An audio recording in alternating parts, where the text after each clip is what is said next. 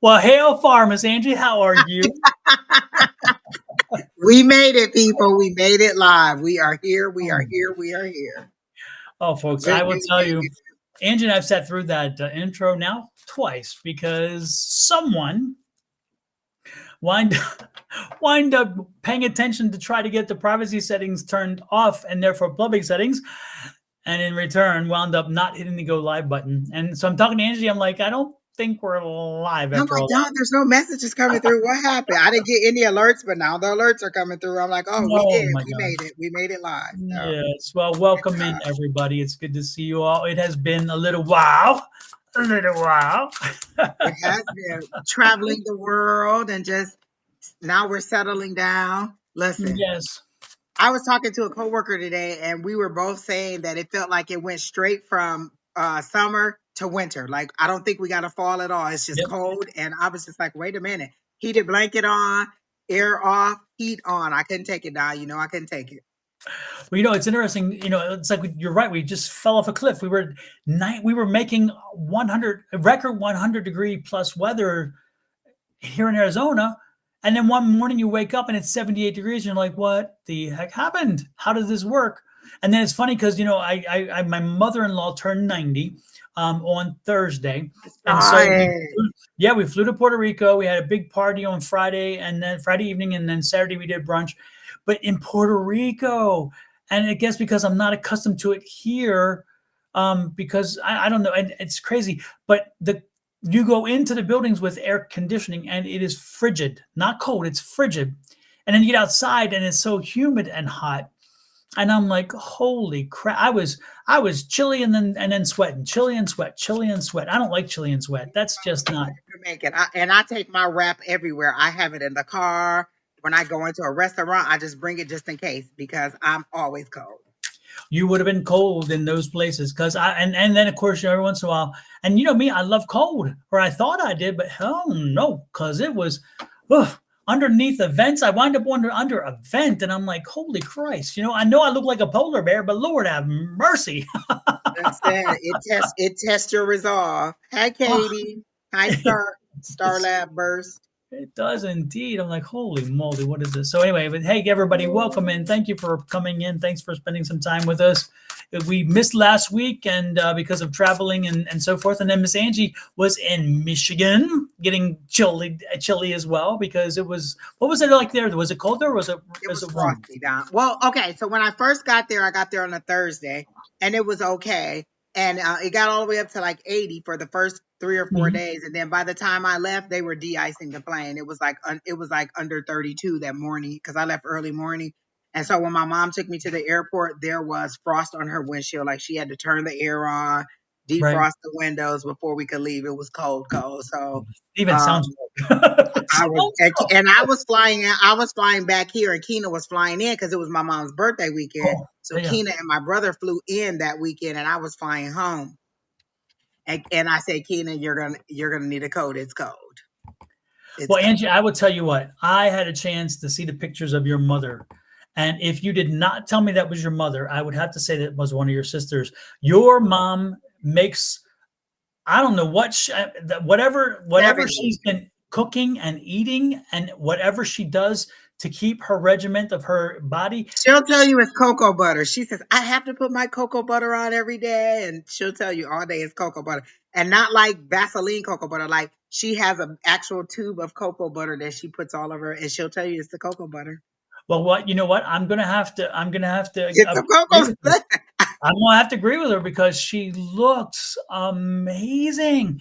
And when Yep. I first saw her, I thought for sure that I was looking at one of your sisters because and because I've met Kina, of course, and I know Kina well, but I haven't really met the other one except in pictures. And so I don't know when I'd see her in person. I'm not sure because in pictures can sometimes. But so I'm thinking, well, you sure that's not our? Because there's mom, and I'm like, you sure that's not? She looks. Family. So the first two kids, me and my sister that's next to me, we Mm-hmm. are light like my dad. Uh So huh. my dad is light, so we're his color. And then Keena and my baby brother are dark like my mom. Uh huh. And so there But is in the always pictures, your like mom that. doesn't look that dark because I guess because the lighting or something. I mean, she looked like she has your same flesh tone and everything. I mean, she's a beautiful woman. And I thought when you told me, I was like, no, that's not. That's She still thinks she's young. She thinks she in her 40s. First of all, where are you going? Yeah, she thinks she's young. well, Ava's 90, as you know, and Ava thinks she's young still. You know, Zumba 3 times a Exactly. week and I all would that stuff. love to have the kind of energy that both of them have. Do you know Ava danced during her party? She danced for 3 straight hours. I can't do that. I don't But even think I could do that. Give me one long song and I need a drink. I need to have a some water and sit down for a minute. yep. Oh, she had such a good time. And then the next day, she partied. We arrived on Thursday. Friday evening, we're at the party, and she's having a blast from 5 on. And then Saturday, we get up and we're going to the brunch, and she's full of energy for throughout the brunch. And 20 some people there, and she's greeting everybody and meeting, and social butterfly that she is. You know, Like she has an amount of energy that I haven't even achieved in this lifetime yet. Yeah, yeah. I humble myself in front of her because she really, if I did anything, if I did one half of what she did, I would be worn out. I would just not have it. She's just always so happy and vibrant. I don't think I've Yeah. ever seen Ava not happy or not just smiling. She's always happy. Nope. The only time that I saw her is when she did that major fall, and I had to carry her to the car and get her to the hospital. And even then, she still kept a positive attitude. She's like, and I mean, throughout her treatment and everything else, she was so positive, and she was determined. Give me up, give me up. Quickly too, Don. Because Again, I've seen she recovered rather quickly. she I've covered seen people have fast, those kind of falls and it's years or it takes them a long time. She recovered very quickly. very fast, and we worried because sometimes they take that fall, and And it's it's a like, decline. and not her. She was determined. She's going to get her butt out of bed, and she was, because she fractured her tailbone. Where where the joint meets for the butt. Whatever that is. She did that. She fractured that. She broke 2 ribs. And she was up within a few days walking, and she was determined. The rehab people were walking her, and she's like, no, I walk some more. I'll walk some more. She was determined, and they're like, Oh no, you no, shouldn't no, go no, that no, no, far. no. I would have been like, I don't think I can do it. Yeah, no, I would have been, I would have enjoyed my pity party for at least a while.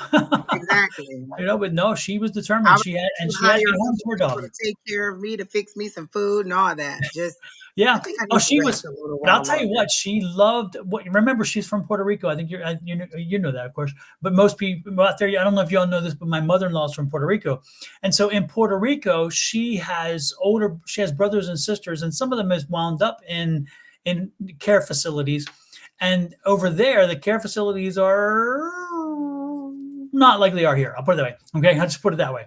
And so with the when she was moved from the hospital to the care facility, she had some reservations. Okay. And she had visited her friend who is here at a Uh-huh. care facility.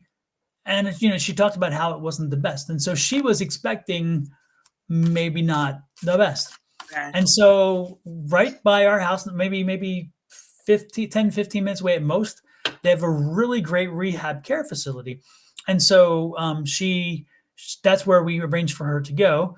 So that she'd get the rehab because again of the broken bones and so forth. And they pulled up and she's thinking, where's this? And they took her in and she couldn't believe it. It was like a hotel room. It had the bed and had the chair, had the couch and the chairs, had the table, the dining table, had the It dry. wasn't fine. No. And she was like, this is a hotel room. This isn't, she said, are you sure this is, I'm like, yeah, this is not a hotel. This is a rehab facility. And she's like, oh no, this is not like Puerto Rico. And I'm like, no, no, no. And it was all covered by insurance. They covered everything. Oh, that's So, oh great. yeah, but that facility was so impressive, Angie. I'm like, you know what? If something happens to me, I'm going there. It is that nice. It looked like, and even the crash carts and all the carts where they bring the stuff in, it was all covered in wood grain. And Oh so wow. they were like moving bookshelves and things. It didn't look like health stuff. It was so nice. and they had a spa, and they had so you can go in and you can exercise if you want. And then they had a hair place if you needed to get your hair and nails done in a rehab facility. I was like, this is amazing. They had a library, they had a quiet room, they had a chapel. I'm like, this is just crazy. So yeah, I think that helped, and it made her feel that she wasn't being dumped. And then I visited her every day and made sure that I'd pop in and I'd bring her something, or we just chat for a little while. And then other people, she realized then how plugged in she was in the community, because so many people came and visited her, and she Oh, felt like, that's good. it's interesting. It's interesting. I think even for all of us, but we tend to think our world is quite small. And then when something happens and the people reach out, we realize how many people we actually connect to, but we don't think about that number because we just live life, Yeah, yeah. So Or that how was, many people miss us and just are, wishing us well. Yeah. yeah, I know people wish me something, but I'm not sure well is it. Because if y'all on my personal Facebook page, I've warned everybody. I warned them twice now, haven't I, Angie? I warned them before. I'm And like, I love it. I'm like, well, this yeah, seems a little mild for Don. I'm still a little mild because I could have gotten, but I warned people. I said, right now this is not a good time to be on my Facebook page if you don't like being petty. And I warn people, I'm like, I'm gonna be petty for at least 2 more weeks, maybe a month. So if you don't want it, because the personal page and the business page are different. So if you're on Sonoran Mystic Tarot, anything else, you're good. You're not gonna get any of this personal crap. But right now on my personal Facebook page, call me capital P for petty. Exactly. Exactly. But she's not. She doesn't go there. She doesn't. She's strong and wonderful and positive all the time, like you said. And your mom has that same kind of energy. I can see that light Oh about yeah. her. Oh, listen, my mom will cook a feast every Sunday and take the meals and deliver them to other people who can't get out to get meals. My mom loves cooking. Like that is her love That's language, great. cooking. And she will cook a feast every weekend and deliver it to people who need food. Now the sisters, how many of y'all got the same talent or learned the same talent? Did all three of you get the talent to cook, or just a few of you? We all know how we don't all just like to do it though. Well, Yeah. I don't know about them. I don't like to do it. I'm hoping that my husband is a chef, like just that he's like, oh, let me cook everything, or he wants to buy a lot of food. But we all know how because we all grew up cooking, And I even did. when she comes here now, we all still have certain things that we all help with. Like Yeah. this is your dish to make, this is your thing, and so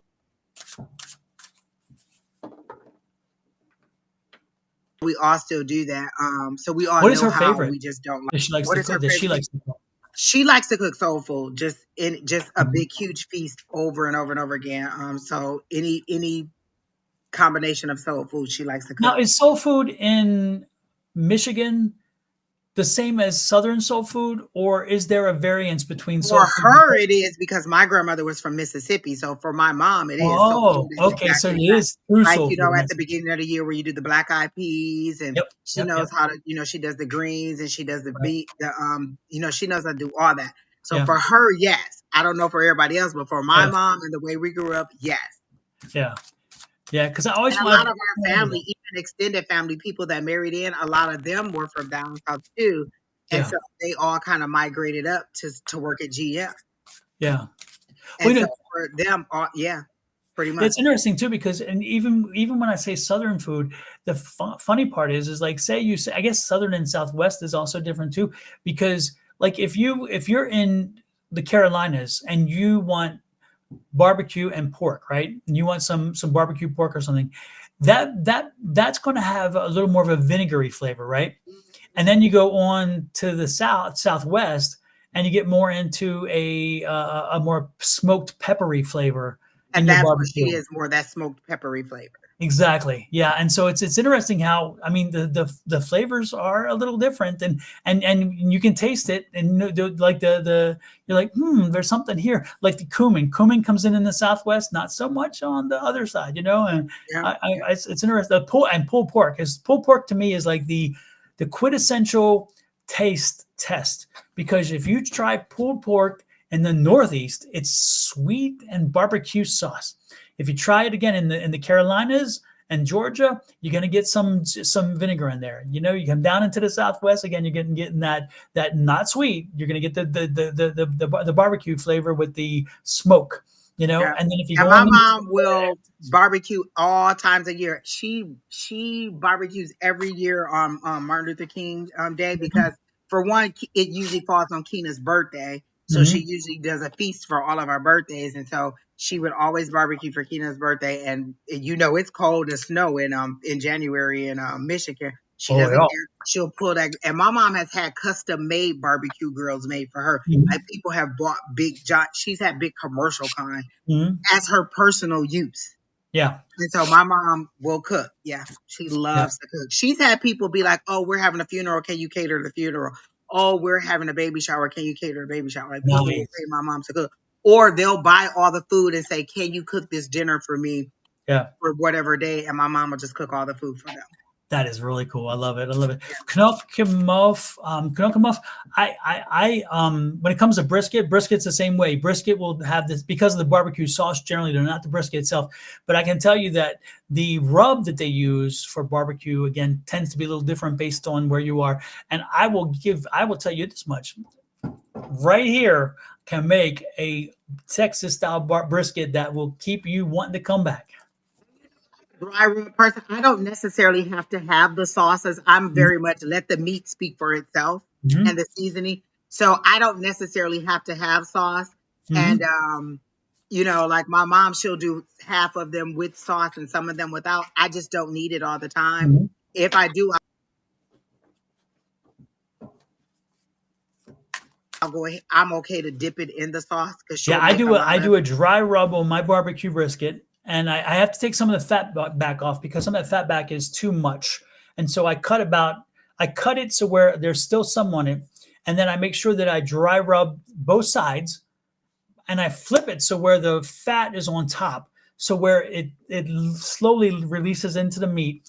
And then I put my own dry, and I make my own dry rub too. I do not use somebody else's dry rub. I'm not saying they're not good. There are some that are good out there, but I like to make my own. And it throws people off sometimes because when they hear some of the ingredients, because I use onion powder, garlic powder, but I also use brown sugar and I use regular sugar because that molasses hint in the brown sugar really makes a little bit of a subtle difference. And so I'm using brown sugar and that. And then of course I use Old Bay seasoning, which is very not traditional anywhere. For me, my mom wasn't so much Old Bay, but I cooked a couple things and she was like, "Oh, you know, it does give it a little harmony." She's not so much into it, but Mm-hmm. once I came here, it was something that I picked up, and I love that Old Bay taste. Oh, I love it too. A little bit of celery hint in it, which is nice. So if you're not a celery fan, Old Bay's not really your thing, but I'm loving it. So I mix it in there. I put in some other things. So I put a lot of little things, and then I rub it heavy, heavy, heavy rub, and then it goes in low and slow, 250 degrees for 12 hours, and it's completely sealed. It's foil on bottom, foil on top, rolled so it's tight, and therefore, and I don't touch it. I don't do nothing for 12 hours. And then when 12 hours is done, it comes out and I'm like, it better be good if it isn't. But guess what? It always is. I take it Yeah, out yeah. and I 12 hours at 250. That's a long 12 time. hours at That's 250, a low and long slow, time. Texas style. And you know me, I'm peeking in there. Is it cooking right? Is it Or, cooking right? I Yeah. started at night. I started at night and Oh, then so let it you're run. okay. Yeah. Yep. And so when you're smelling, get up in the morning, you're like, that's not a shower smell. That's brisket. Yes. Because I Yeah. usually do it for a brunch. And so if I started at like 10 a.m., 10 p.m., it'll be pulled out by 10 a.m. I take it out and I set it and I let it kind of rest for about Yeah. 20 minutes to an hour, depending on the time frame.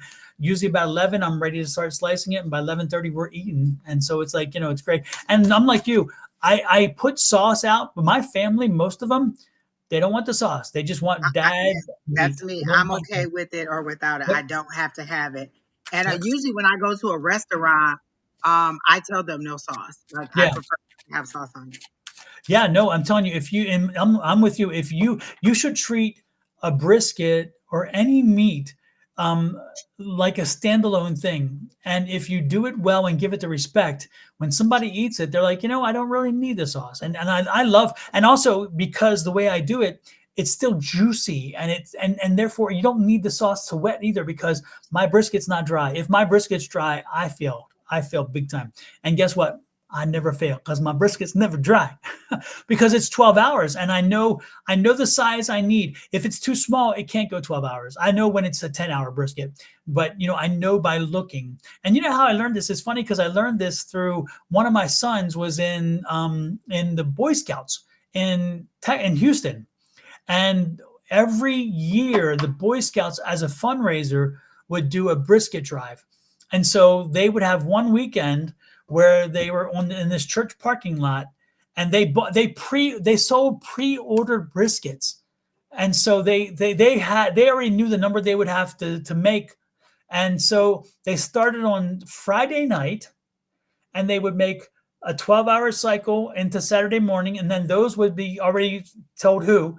And then the 12-hour in the morning, they would start that one to get to the evening, and then the Saturdays into Sundays. So they knew how many on each day had already been ordered and when they picked them up. That's some precision right there. Yep, and all the boys would line up with tables, and they would have one person here, and then they would have set up as zones, and they would put the foil out there, and the other ones would put the rub on it, and then they would the other ones tighten it up and cinch it up, and then put it into the barbecue, into the cooker.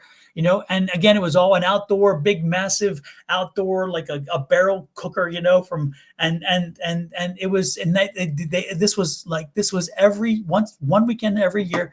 And we would sell about 80 of them. And that's where I learned to make them Texas style. And ever since then, oh my gosh, I'm telling you. And I haven't had one in a while, but Costco just had an amazing amount of briskets that showed up because of the holidays coming, I guess.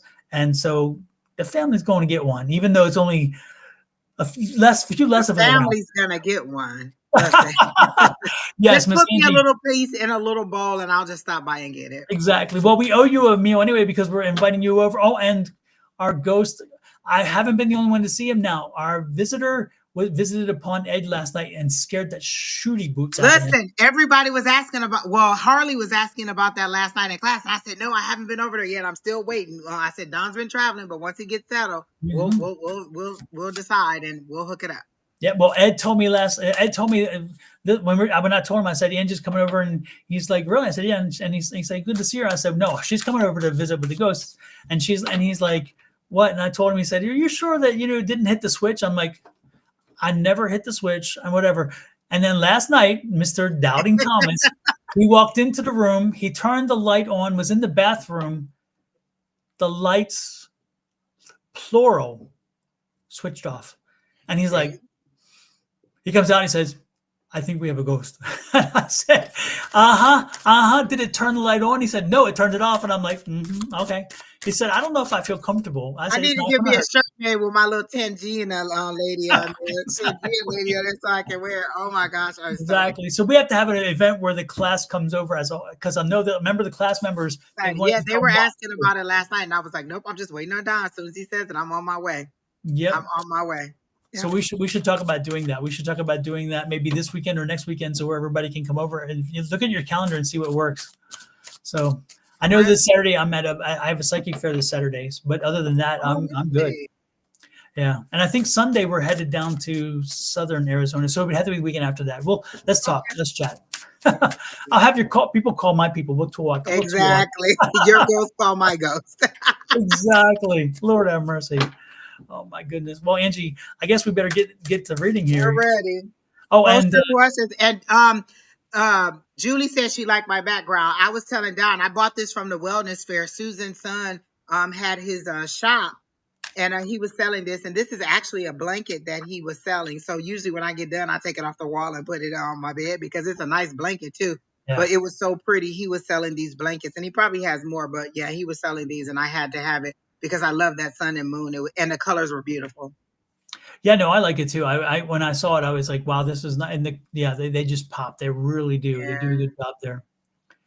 So all right, so we got people posting their questions. They're ready. They're like, listen, you guys have talked about that food. Now I'm hungry, and I was hungry. And you know what I wanted today? I went to Panera, and I didn't enjoy what I got, and I normally do. The soup was good. I got the chicken and wild rice. But my friend sent me a picture of her chicken or her shrimp and broccoli, or chicken and broccoli, whichever it was. And now I want chicken or shrimp and broccoli. So,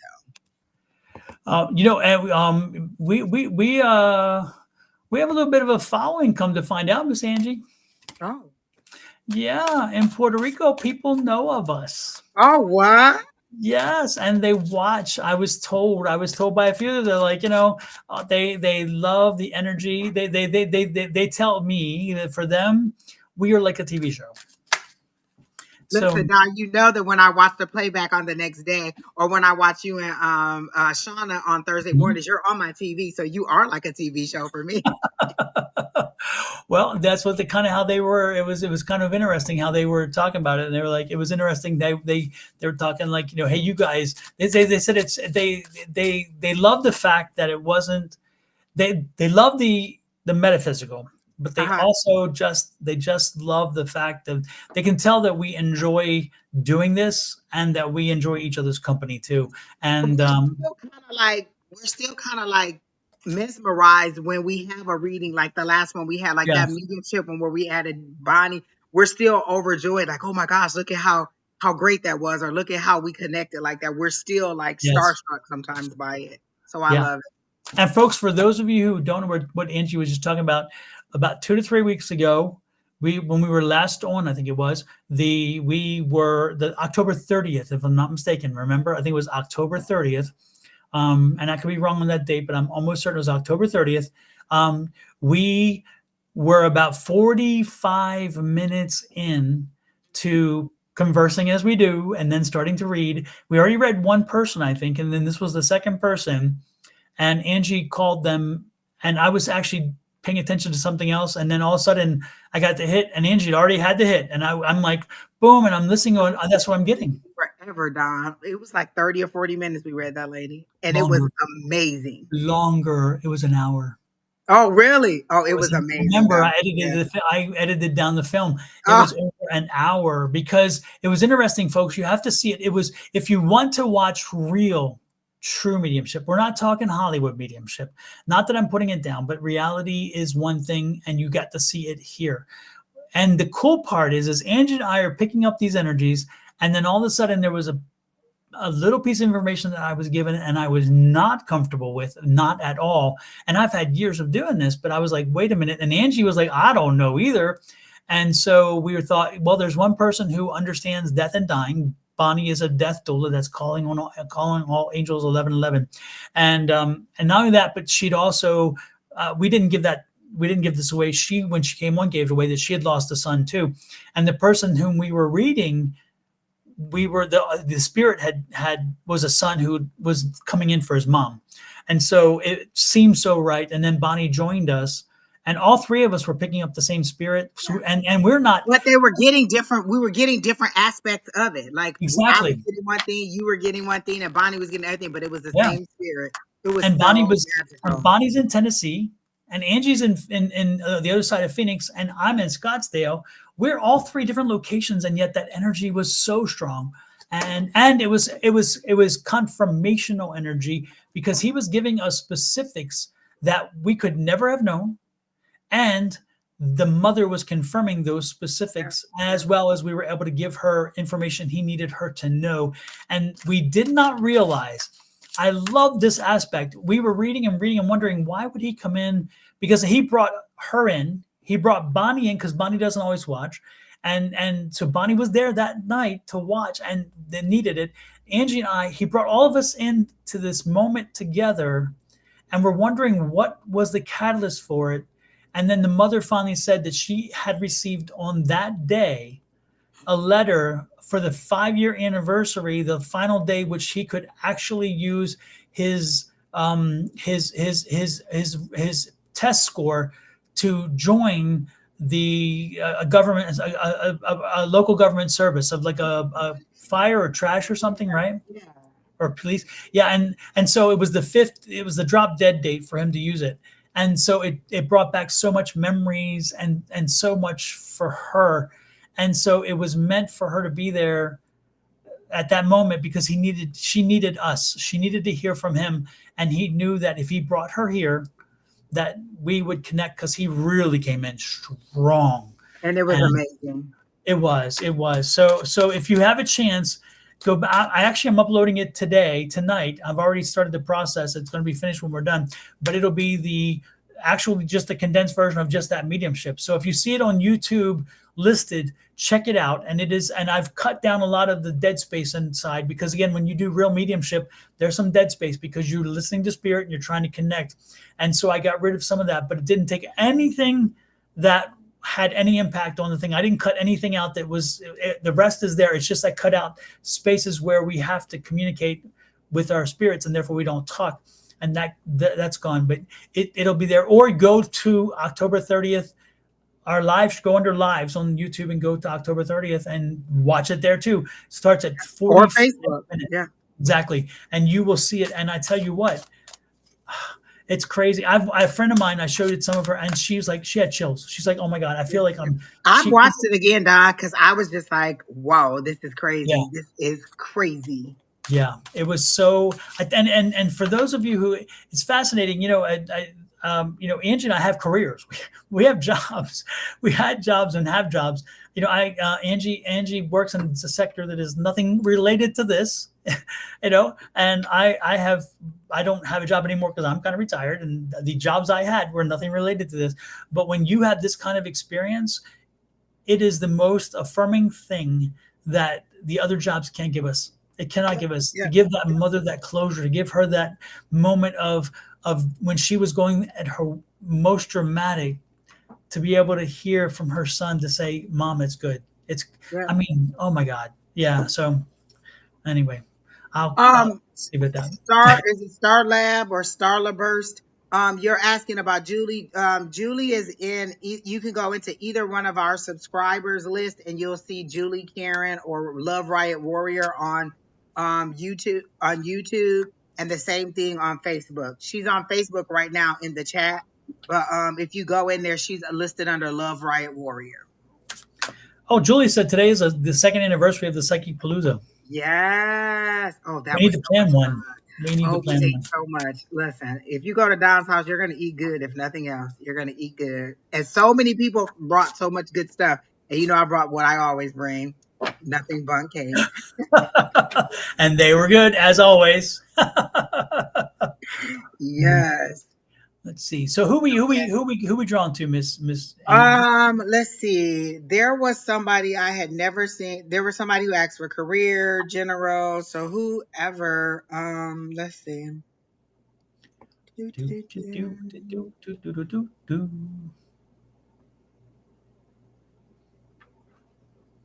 Who asked about the career is I think we've done that one. I don't ever think we've done Starla Burst before, so she asked for a general or I feel like it's a feminine energy. Okay. Was hers general or specific? Did you She let me said look. general, a little further down. I see it. Okay. Okay, so general. So are you still here? Is it Starla Burst? Is it Yes. Starla or is it Star? I have no Oh, I see. idea. It could be Starla. Yeah. Starla Burst. Okay. All right, let's see what we got for Starla. Have to get into that energy now that we've been talking about food and my stomach's growling over here. Now I'm like, oh, this food. Okay. I know. And the only thing I have available is ginger candy. Oh, so she said yes, female. So Starla, as soon as I get into your energy, I see you on a trampoline jumping up and down. And so you're having fun, you're jumping up and down, you're trying to get to the next level, but the way that you're doing it is that you're trying to skip over steps. By jumping, you just want to jump to the next level and you're missing steps in the middle or lessons that you need to learn. And so they're saying you need to get off of the trampoline and actually just walk your road, walk your journey and stop trying to jump to the next level. Like where you're trying to go to, you're skipping things. Like it's like saying, I want to go from being like a just a regular like assistant and I want to be director next. There's some steps in between that you need to take. And they're saying get off the trampoline, stop jumping, trying to jump to the next level and walk your journey because there's a couple of little things that you need to learn. So is it that you're trying to get a promotion and the position that you're trying to get promoted to, maybe you're just not ready for? And so you need to learn a couple things in the middle. I don't know if you're thinking about going back to school.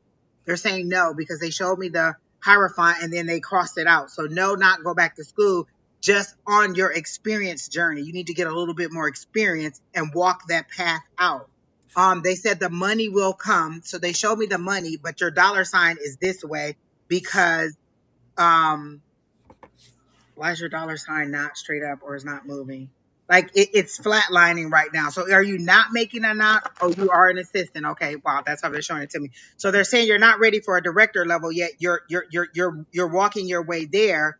But is your money low because your dollar sign is this way and not this way? So the money will come. They're saying you may have to get supplemental income, like get some holiday, like a holiday second job in order to beef up your money. And then in January or early spring there'll be some changes, but right now you're just going to have to get another job maybe to kind of oh, she says she works at a front desk and she's over it. Okay. You want something where you have a little bit more authority or a little bit more um challenge in your job. That's what you want. And so they're saying again, you may need a second job for the holiday season to make ends meet or to just make some extra money. But come the beginning of the year, you'll have a fresh start, and you should look for something that gives you a look that's more liking to what you want to do. Like, don't just take a job because it pays more or because they're offering. Try to find something that you would like to do. Like if you woke up in the morning, what would it be? If you don't want to do front desk, what else would it be that you would want to do? Because I do think that you like telling people what to do. And the reason I get that is because I like telling people what to do. And so they're saying you really like telling what to do, and not in a negative way, but in a directive way. Like you really like to help people. So the front desk thing seemed appealing to you, but it's just not enough of a challenge to you.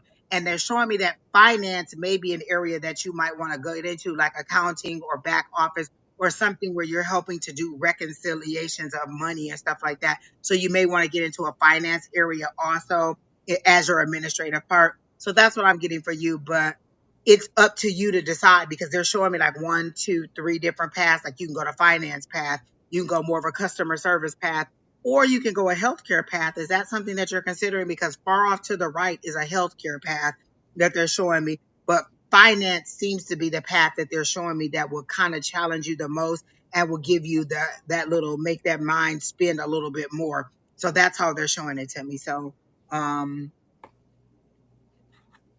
oh, so okay. Oh, she's an accounting assistant. Oh, okay, then that makes sense. Okay, so that's where they're saying you need to stay in that area of finance and build up, but you need something that's a little bit more challenging, because I just don't think this is challenging you enough. And so the next job that you look for needs to be something where you're pushing more into getting more tasks, or even asking them where you are now. Is there a project that I can work on? Is there something else that I could do, so that you're learning and you're moving forward? Like you're kind of stuck where you are. And if you want more, then ask, is there something else I can do? Is there something else you want me to learn? Is there something else I can help you with, so that you get a little bit more opportunity and get your wheels turning? But the money is going to come. You just have to decide which path you're going to take. Okay. So that's what I got for you, Starburst.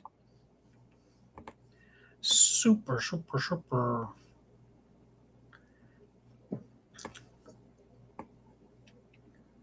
I was trying to, I don't know, I was trying to connect on a psychic level, but I think I'm gonna have to turn to the cards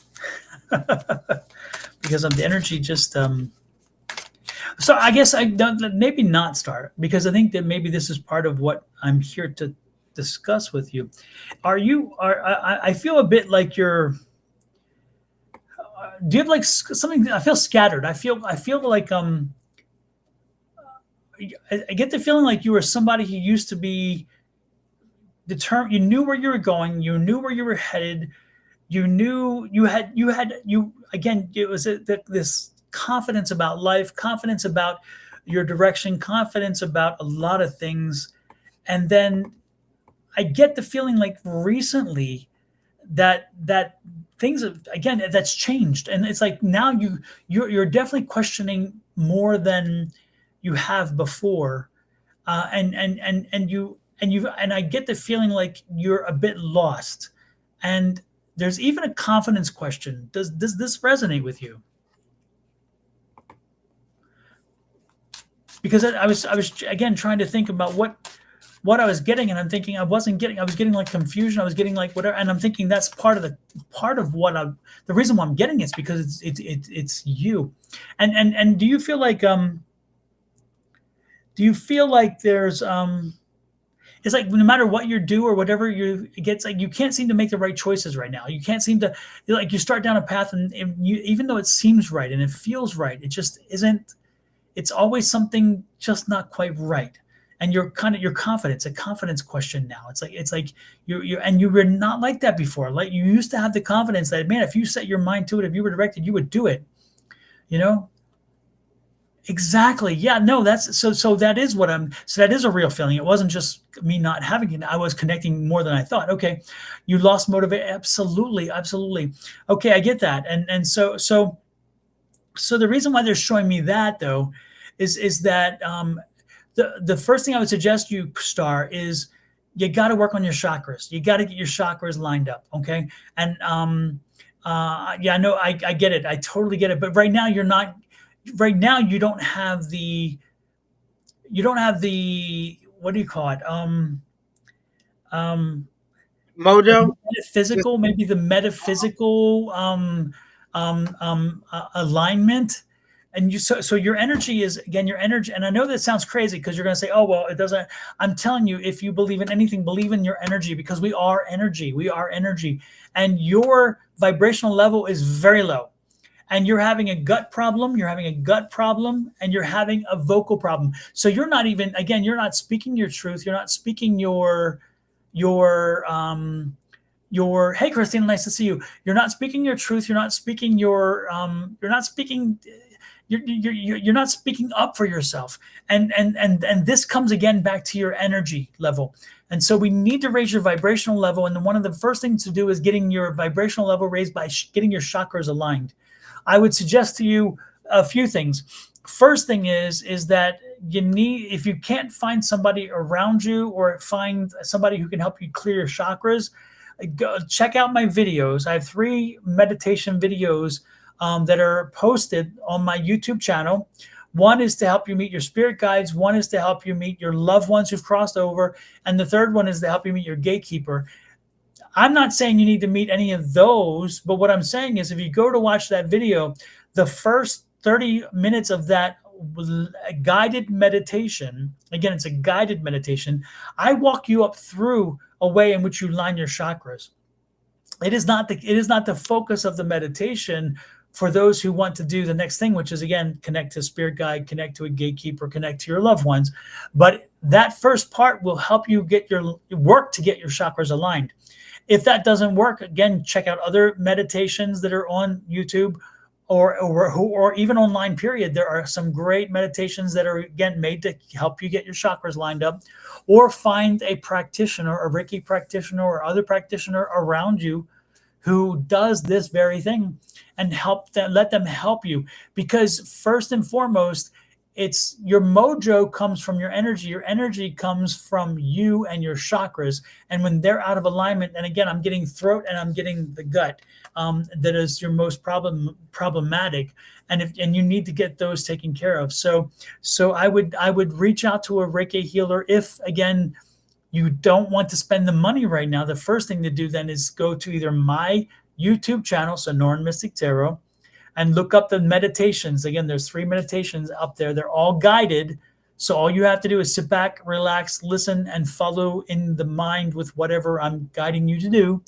And it will not necessarily work on the first time for some people because some people have visualization issues. It takes them a while to get comfortable with visualizations. But if you do them 2 or 3 times, don't be surprised. And I will tell you when you know you've really successfully got your chakras aligned is you'll listen to my video and you'll fall asleep.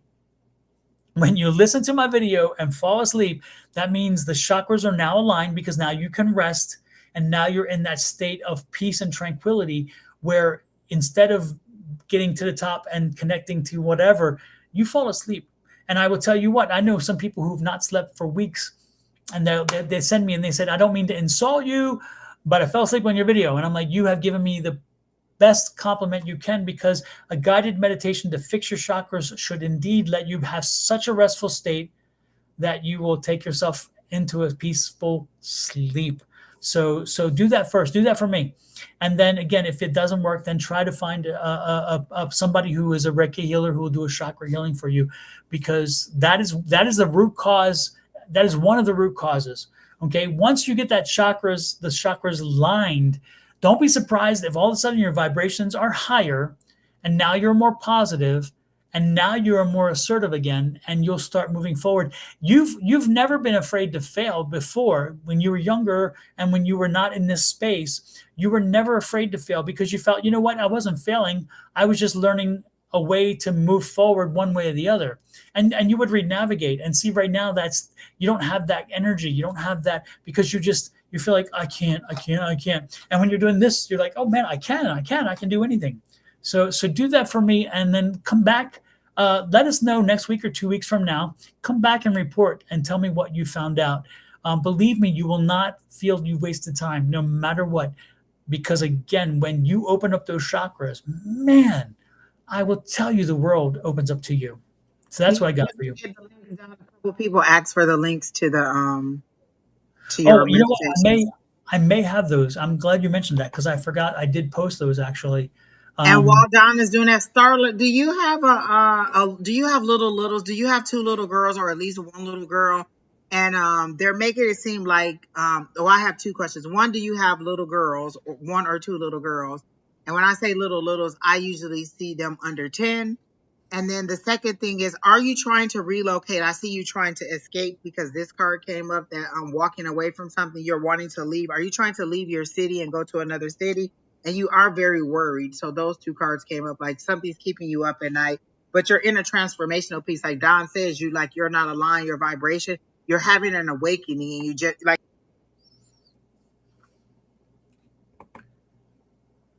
you're transforming. You just don't know which way to go because it's a lot, like you're really in a transformational stage and you really need to and you're so you don't have any little littles because I see two little girls around you um and yeah, two little girls. I see two little littles and you're trying to take care of them. So let me see who the little littles are because it's two little girls. And you say you don't have any kids around you. So these are two little girls that I saw for you. But are you trying to move also? Because I see you trying to relocate or you're trying to leave to go to some other place. And they're saying it would be a good idea if you decide that you want to move and get a fresh start or go to another city or another little town somewhere. No, Don's here. He's at the bottom.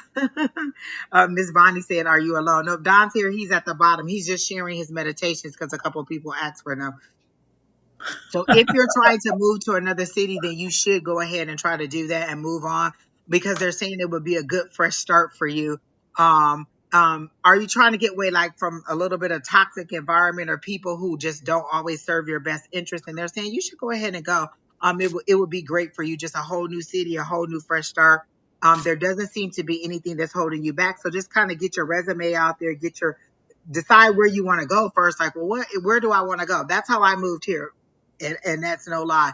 I went and I applied for jobs in Arizona, Nevada, and and Texas, and I got several job offers in Arizona. I had 2 weeks to move. I just packed up everything and I was out in 2 weeks and I moved here. And when I got here, there was a whole community of people that were here from Michigan. I had friends from college that were here, so there were lots of people that were here that were uh that were here to support me, and then my family moved here. And so if you're thinking about moving, you could be the catalyst to get other people to move or to see that there's other things outside of our city. And sometimes it just takes you discovering another place that you want to go, but they're saying that would be a good move for you.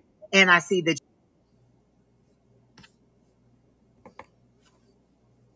you would make a lot more money, and you would just discover what you've already known. And what you're experiencing now is just kind of like the same old. You're just kind of moving from one spot to one spot. I go to work, I go to bed, I come home, I eat dinner. And they're saying you want something different, you want a challenge, and that's where you may need to go. Yeah, so they're saying look for something different so that you can move on, and it would be a great place. Why do I keep hearing South Carolina? Is that someplace you're trying to go, or someplace you know somebody at? Because I hear South Carolina, and they're showing me a lot of lush green grass. And usually when I get that, it's usually the Carolinas or somewhere in that little southeast area over there. So are you trying to go to a place that's like kind of four seasons, very lush, very green, moisture, things like that? Is that where you're trying to go? Because that's what they're showing me. and you'd have a great opportunity. And they're saying look for jobs maybe in an educate. That's why they were showing me the Hierophant, not go back to school, but maybe try to get a job in a finance office, like at an education, like at a university or school or something like that, and that will give you a great challenge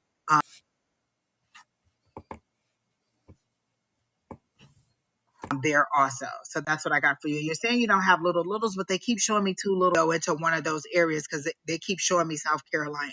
Oh, but you're around there, so maybe that's what they're saying. But they're saying a move would do you good. And you would get a lot more adventure. Like you would discover things that you've never seen before, and it just would be a great opportunity for you. And do you want kids? Oh, not South Carolina, but Tennessee. So all around that little area. Okay, that's why they're showing me the little green. And so I see the little girls. So if you don't have kids, did you want little girls? Because they keep showing me these two little girls and they just won't go away. So, or do you have a sister? Could this be you and your sister as children? Because they're showing me a very ambitious Christmas list. Like the little girls want a lot for Christmas. That's what they're showing to me. So I was just wondering. Oh, you don't want kids.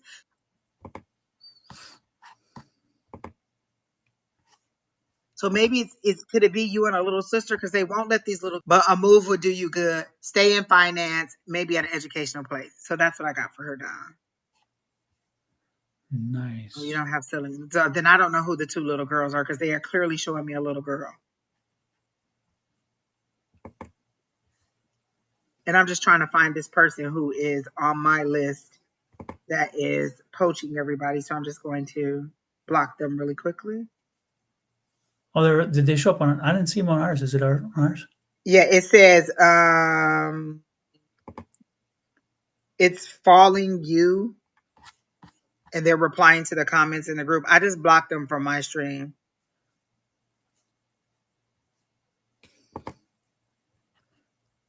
Huh. Okay, so Oh, now that's I see them. Oh, yeah. yeah. Okay, so I hope that Mm. helps you out, Starla. You have a great reading. Again, move. That will be something that you really should look into for the beginning of the year, and you can start doing that now. Just decide where you want to go.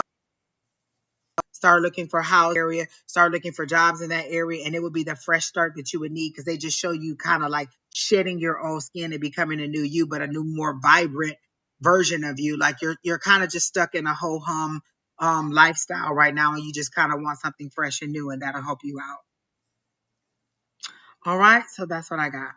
Angie, do you think that, and this is just an idea, because I was picking, as you were talking about the two young ladies, um, I was getting some energy there, and I'm wondering if they are, do you think they could be, it's interesting. I don't know exactly what to call them, but they're like, there's spirits around her, but they're like yin and yang.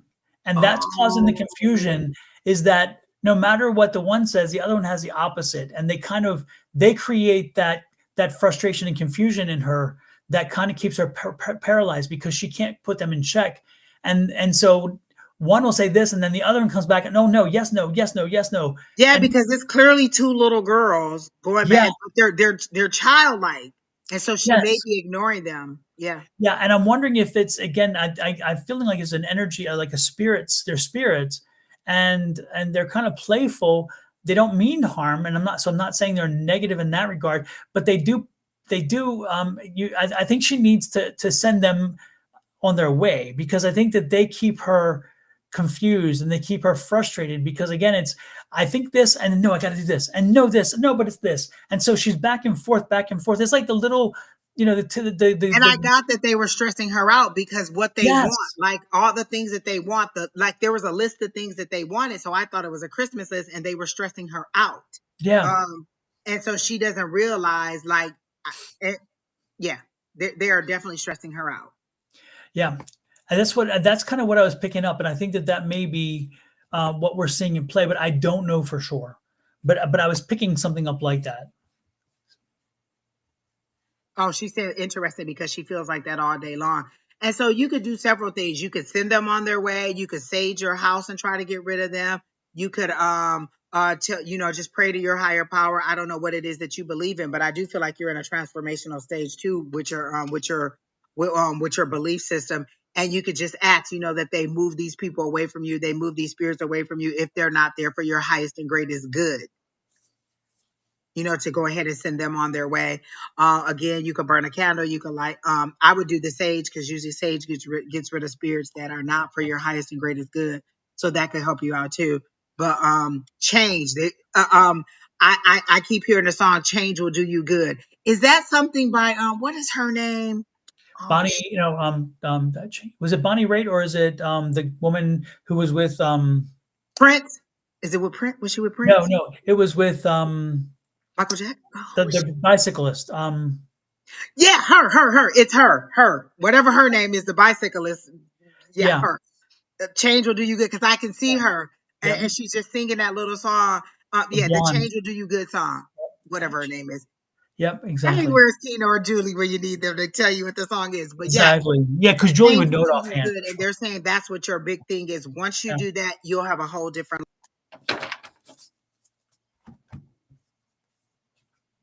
life. You'll have a whole different. It'll be like a light switch feeling, or that sadness. You'll just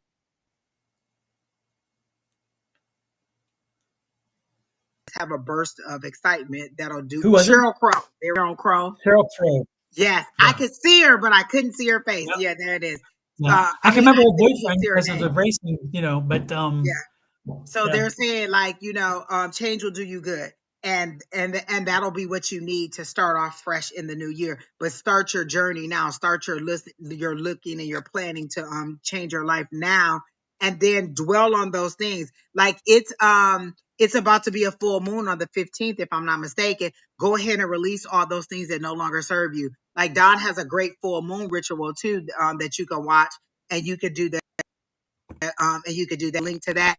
Do that full moon ritual where you list the things that you want to get rid of. You set the list on fire, and as it burns, you release each of those things, and you give the ashes back to the earth. And then you release all those things that no longer serve you or that you don't want to have a part of your life. And if you don't know what it is you want to release, then just simply say that I release all those things that no longer serve me. And so that way you can get rid of all those things that are not.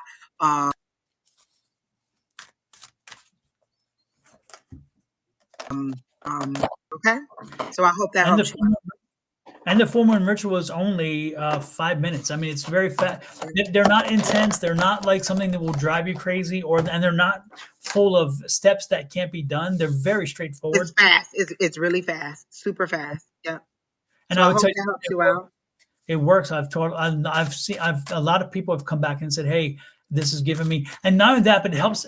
Not only does it help to tell the universe, but it also gives you this piece of saying, you know what?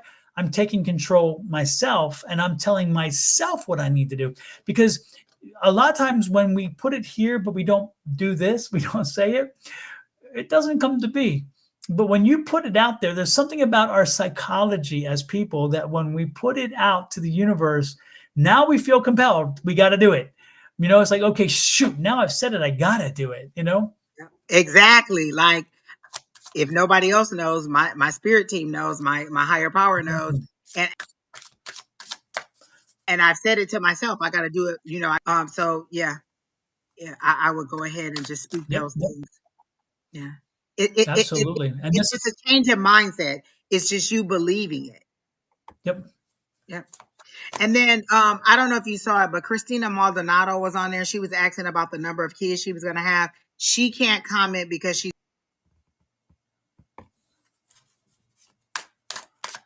on the road. And she said Rachel McCantis was in here. And so I don't know if Rachina, I saw you with 5 kids, and I saw that the last 2 may be little boys. And I don't know if they'll be twin boys, but I feel like the last 2 will be boys. She wanted to know if she was going to have 3 or 4 kids. And I heard 5, because I said, is it 3? Is it 4? And then I heard 5. So I think you're going to have 5 kids. So I hope that helps you out. And that was an easy question for her. That's all she wanted to know. Hi, Rachel. Christina Christine and Maldonado. She was way down there when we first started, and she has a very big paragraph of what she wanted us to do. yeah, But she was saying that she couldn't get on the live, and if we tell Rachel, then Rachel will tell her. And I was telling Rachel, it's 5 kids. I saw 5 kids, not 4 kids or 3. I saw 5. And Rachel is your niece and is old enough to have kids, and yet you still want more kids, and you already have. I'm confused. It's interesting. It's like because usually when you're a niece, it's like you have kids. That means your aunt is older. I don't know. It's crazy. But is it Christina? Is it you who? Is it you or Rachel who again is supposed to send me your address to my email, and it hasn't gotten because you won my book, right? But not this Rachel. past month, but the month before. I thought it was Rachel. Is it? I don't know. I don't Some know. But one of Rachel's in the y'all, chat. you guys have me on Facebook, so message me the one's address. Was it again, Christina? Was it Rachel or was it Chris? Which one was it that won the book? Whoever it was, if it is Rachel, Christina, can you? Oh, And she can said you she sent an message email me to. directly in Facebook? Not just this, but do a private message to me in Facebook and giving me her address so I can mail her the book because I've tried working and the emails that you guys, it just never comes. I don't know what's happening. But if you send me a message, again, not a post on Facebook, but the message directly to me, it'll be private. It only comes to me. And that's my Don Rumer-Rivera Facebook page, or even on Sonoran Mystic Tarot Facebook. It doesn't matter. I only check those messages Oh, myself. she said she responded to your message you sent the other day Say one on more Facebook. time. Rachel said she responded to the message that you sent the other day. On Rachel, was that under Sonoran Mystic Tarot, or was that under me? Because I'm looking right now and I did not see it. But again, well, and again, I want to get this resolved because I really want to send your book. You earned it. You were the winner that month. And folks, what we're talking about is I do long form content. I do 12 videos a week, one for each of the signs. And then if you leave a comment in those videos, I put your name in a drawing at the end of the month. And you either get a copy of my book. And now what I do is I give you an option, a copy of my book or a long form reading, private reading with me. When Rachel won, it was only a option of the book. But anyway, that's what we're talking about. So I'm trying to get the book to her, and I feel terrible because it's like she's earned it, and I don't want anybody to think that I would not give them what I told them, and I would. So, but anyway, that's what we're talking about, folks. And so sorry to take the time up for that. And But yes, we do post the videos afterwards. Once we end the live, it automatically posts. So it'll post on every every media platform that we're on. It'll show on Facebook, it'll show on YouTube, and it'll show on Twitch. So we're on all 3 of those. And so it'll show on my page and on Don's page on both sides. She said okay, she sent it to Don Rumer-Rivera. I got it now. Okay, we got that settled. Did you just send that to me though, Rachel? Because I just saw it and you said because you did a screenshot for me at 7:53 is when it came to me. Oh no, you're right. It just whatever you did, you kicked something to work, so it did come up finally. It wasn't there. Thank you. The book will go out tomorrow. I promise you. I'll sign it. I'll even put a little note. I'm so sorry, but I'm so glad. And you're right. I got it. Yay. Thank you so much. I was feeling frustrated because I'm like, oh my God, I got to get this out. And I felt like crap because I don't like people hanging like that, because sometimes I forget. And then if I forget, that's not good because so I'm glad you came in. So did you get the message, Rachel, for Christina that I think it's going to be 5 and I think the last 2 are going to be twins? Oh, so Christina's in here. Bam. There it is. Oh, there's Christina. She's here.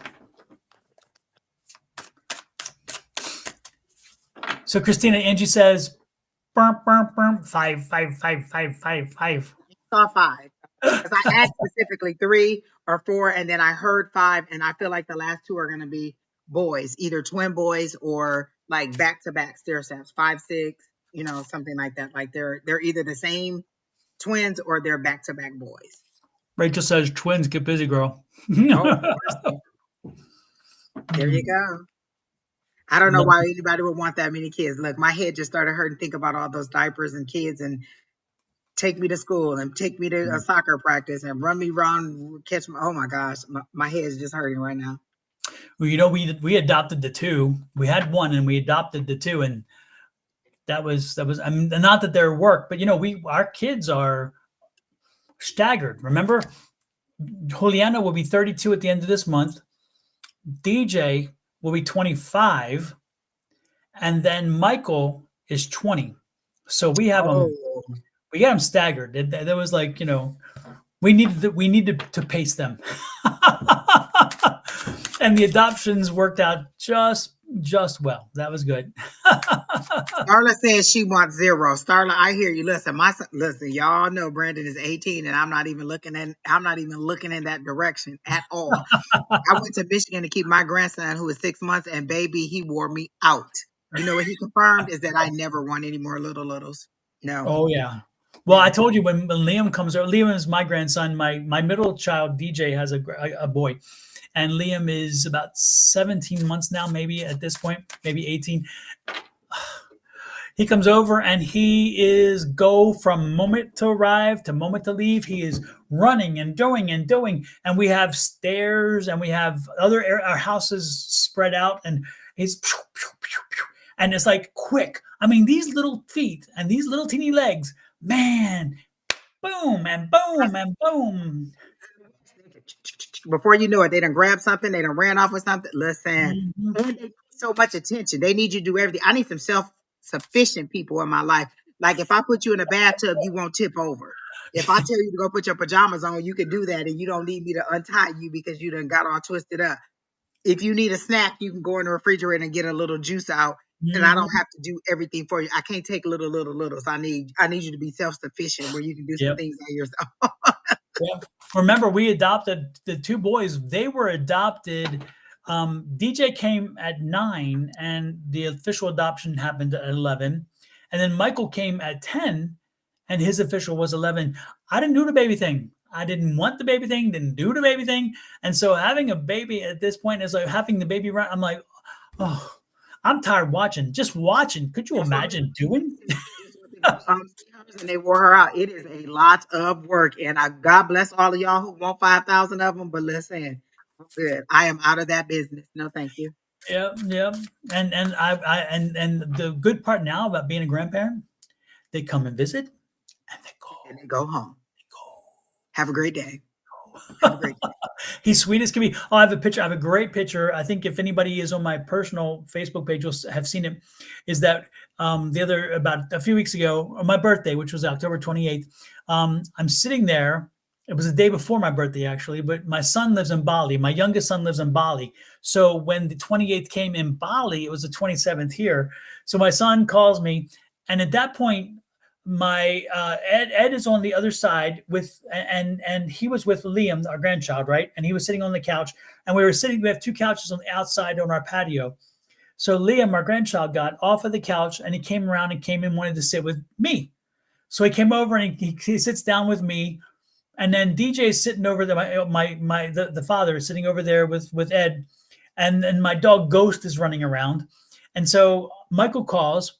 So I'm starting to talk to Michael. So I have a picture of me talking to Michael and Liam, who is here, my grandchild, and he's standing up and he's looking into the phone, talking to Uncle Michael, and then Ed is there taking the picture, and DJ, actually DJ was to my right, come to think of it, and Ghost was there. So all of us were in the picture together, and I said, hey, this is my perfect family, because everybody that I needed was right there, either in spirit via phone or right there, which is really cool. And that was kind of nice. So it's amazing. But yeah, it's like when they go home, it's nice too. Short visits are good. So who are we connecting to, Miss Angie? Angela R, if she's still in here, I think she wanted a career reading, and they told me to switch cards, so I went to my oh shoot, I can never think of the name of the cards, Don, and you always have the link. The Gilded Tarot, the No, Seers, the one, shoot, lights. That's not light seers. True something. true heart tarot or something like that. True Mhm. heart tarot. This is a card that they told me to get. But for Miss Angela R, are you still here? They're making it seem like you are really striving to money, because I got the Queen of Pentacles for you, Queen of Disc in here, but I got the Queen of Pentacles, which means that you are very much on you're very focused on money, and you're in that abundant stage where you're trying to, like, usually the card traditionally is a queen, and she's in a lot of growth. She's in a lot of around a lot of green growth, and she's trying to make all this money. So I see that you're in that stage, but you're at a Two of Wands stage, which means that you are needing to make some decisions on how you want to move forward.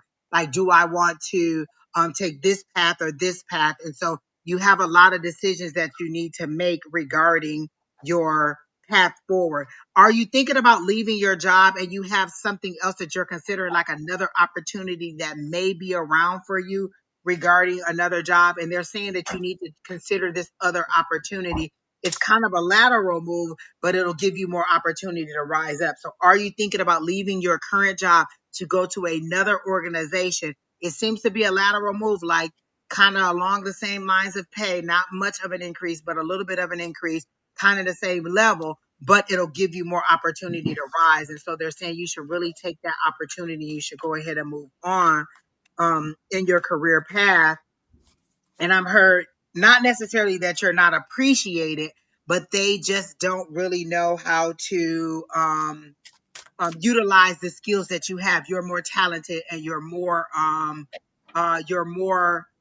you have more of a skill set that is not being used. You need to move on and expand your horizons, because I got the Six of Swords and I love how they do the Six of Swords here. It's like all these swords in the ground and you are being rescued. They're moving you from chaos to calm. And is there somebody there that's kind of like not necessarily backstabbing you, but a little bit petty or a little bit gossipy, and you feel like they're talking stuff about you at work, or maybe talking about you think that you're a know-it-all, because you not necessarily you're a know-it-all, but you do know more than some of your peers.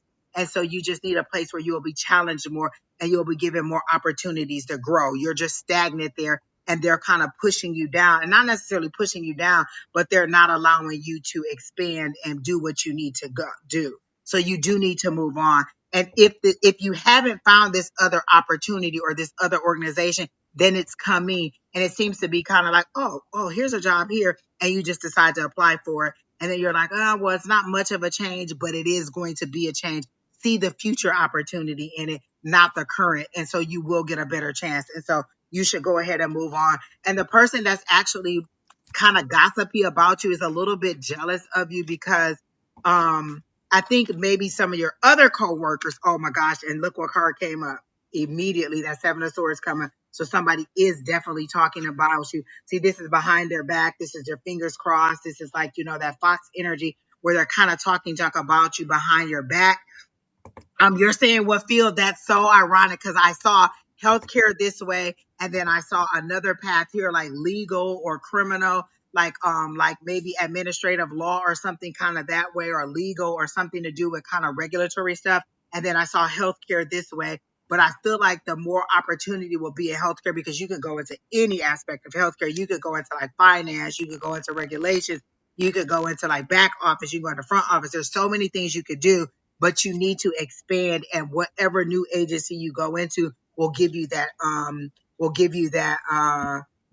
ability to go up and not just across. So those are the two areas I saw. I saw like the legal kind of administrative um regulatory stuff, and then I saw kind of like the healthcare going to the other way. So those are the two opportunities I saw. But I feel like you need to look. You're kind of a little bit okay with where you are, like, oh, I know what I'm doing. I don't really feel like I have to move. But you do know that something isn't quite right. You know that something isn't off. It's not a bad place, but it's not the best circumstance, and you're just not being utilized to your full potential. There's so much more you could do. Like, I see you definitely at a management or even higher level. You just need that growth opportunity, and this just isn't going to give it to you. And then they showed me kind of you in 2025 popping out like a jack in the box, and then just kind of your wings or your branches just expanding everywhere. So you just really need to go forward. Oh wow, she said, and that was her question, Don, that those were all the things that she wanted to know about.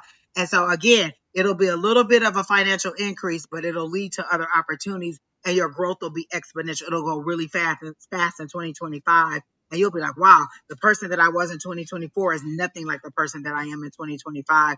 And you'll just love your job. Like, you'll like to go in. You'll like what you're doing. Like right now, it's just what you know. And so you're doing it, but you really need to find something that is a little bit more challenging. And they're trying to move you over. Like, this is your higher power trying to rescue you, but you just haven't made the plans to move on. You're right on track, and it's time for you to go.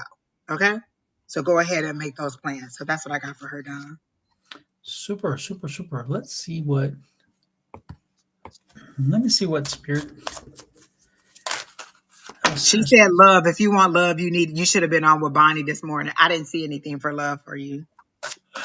You ain't getting nothing love from me. Sorry. It ain't gonna happen. I'll give you some more whatever I get, but it ain't gonna be love. Unless the spirit sends me there. And that's probably not what happens. So dial 1-800 wham. And I will post Bonnie's YouTube channel in a minute so you can see which channel to reach out to.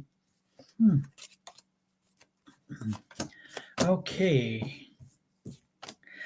What's interesting here, because I see you making, I see when you talk about jobs, you're talking about opportunities and so forth. You kind of are, again, you have this Nine of Pentacles, right? And so the Nine of Pentacles, look at that little bird. He's talking to you. Again, you're being talked to. You are understanding. You are you're not understanding. I guess is a better way to put it. You're not understanding, but you are hearing. You're hearing something. And again, you're either questioning it, you're not giving it the credence it deserves, or whatever. And you need to pay more attention, again, because the spirits have been leading you, they're guiding you, and you've been wanting them to lead you. You've been wanting information, you've been wanting direction. And part of it is you got to get off your butt and start doing something. And that's this, changing your mindset. Start taking control. This is a control thing. So start asserting your confidence in what you know you need to do, what you know you're getting, what information is. Okay, so start asserting yourself. And this is the Fool card. This is the beginning. Get started. This is a zero card. This is the lowest card, the zero card in the deck. And it's like, you know what? If you make a wrong decision, who cares? This is the Fool. This is the Fool that takes a risk. This is the Fool that'll jump off and walk off a cliff. This is a Fool that says, you know what? If I'm moving, I'm doing well. If I'm not moving, I'm not doing well. And so again, get started with something. Make logical, reasonable decisions, because this is reason. This is logic. This is not heart. This is not emotion. This is not money. This is not all those things. This is what makes good sense. Logic, logic, logic. Okay, so listen to spirit. Spirit's talking to you. When they talk to you, start making the choices based on what they're telling you with a logical conclusion, and take the risk. Start moving, get something done. You sitting in a holding pattern is not going to help you. That's not going to get you where you need to be. And look at this, there's probably going to be some education necessary, some learning experience. So again, you may even make a wrong choice down the road. But the wrong choice isn't going to be like a major wrong choice. It's just like, you know what, the learning process, it's a learning curve. So there are times where you're going to deviate a little bit, you may detour a little bit, but take those learning experiences, use them to your advantage. Ultimately, look at this, the world card's telling you you're going to be fine. But the one thing we know is you cannot stay silent, you cannot stay in the same place, you cannot do something the same. You have to make a change. You have to be this person who's making energy happen. And the Ace is that new beginning again. So use logic, use reason, decide what you need to do, move forward, take the leap, and be prepared to do a little learning along the way. And you're going to be fine. You're just going to be fine. That's what I got, Miss Angie. One more thing, Angela, were you dating a older gentleman, or do you prefer older men? Because I saw like an older man. Did you just recently end a relationship with an older guy, and he seemed to be a little bit overbearing, or he seemed to be trying to not necessarily overbearing. He was a little bit too fatherly for you, but he was trying to move you into the right direction. I feel like he was trying to help you out. And if that's not him, then there's an older fatherly figure that is around you, Your male. brother? Could it be a brother? She said it. I did see her say brother, but I get a male energy, so I thought, Mhm. oh, maybe she was dating an older guy I who was see. trying to guide her. So it could be your brother, because this is an older gentleman. It's an older energy, and they are trying to help you to move forward. And you're a little bit resistant because you don't want anybody to tell you what to do. And believe me, I know, because listen, don't like people telling me what to do. So, but I feel like there is a older male trying to guide you and help you along, and you're a little bit resistant to what they're saying because it doesn't align with your independence that you want to do. But this information is good that you're receiving to them, and it may be an older brother or your brother from the other side, because it seems like they're coming to you in dreams now. When I first saw it, because you had said love, and that's when he first came up. So I thought, oh, maybe it was an older male that she was dating, She just said yes, so I don't know what that is. I asked like 50 questions. I don't know. Were you dating an older male, or was it or is it the older brother? So either way, this person was a good person for you, or is a good model for you to move forward. Like they're trying to help you navigate forward. So listen to the advice they're giving to you. They're not trying to harm you. They're not kind of trying to control you. And they're not trying to keep you down. They're trying to give you logical sense just based on their experience and how you should move forward. So they are a good resource for you. Super, super. Oh, ex-spouse. Okay. So yeah, they are trying to give you good advice. They're not trying to harm you in any way. The advice that they're giving you is good information. Are you thinking about circling back on that person? Because you said ex-spouse, and they made it seem like this person always had your best interest at heart.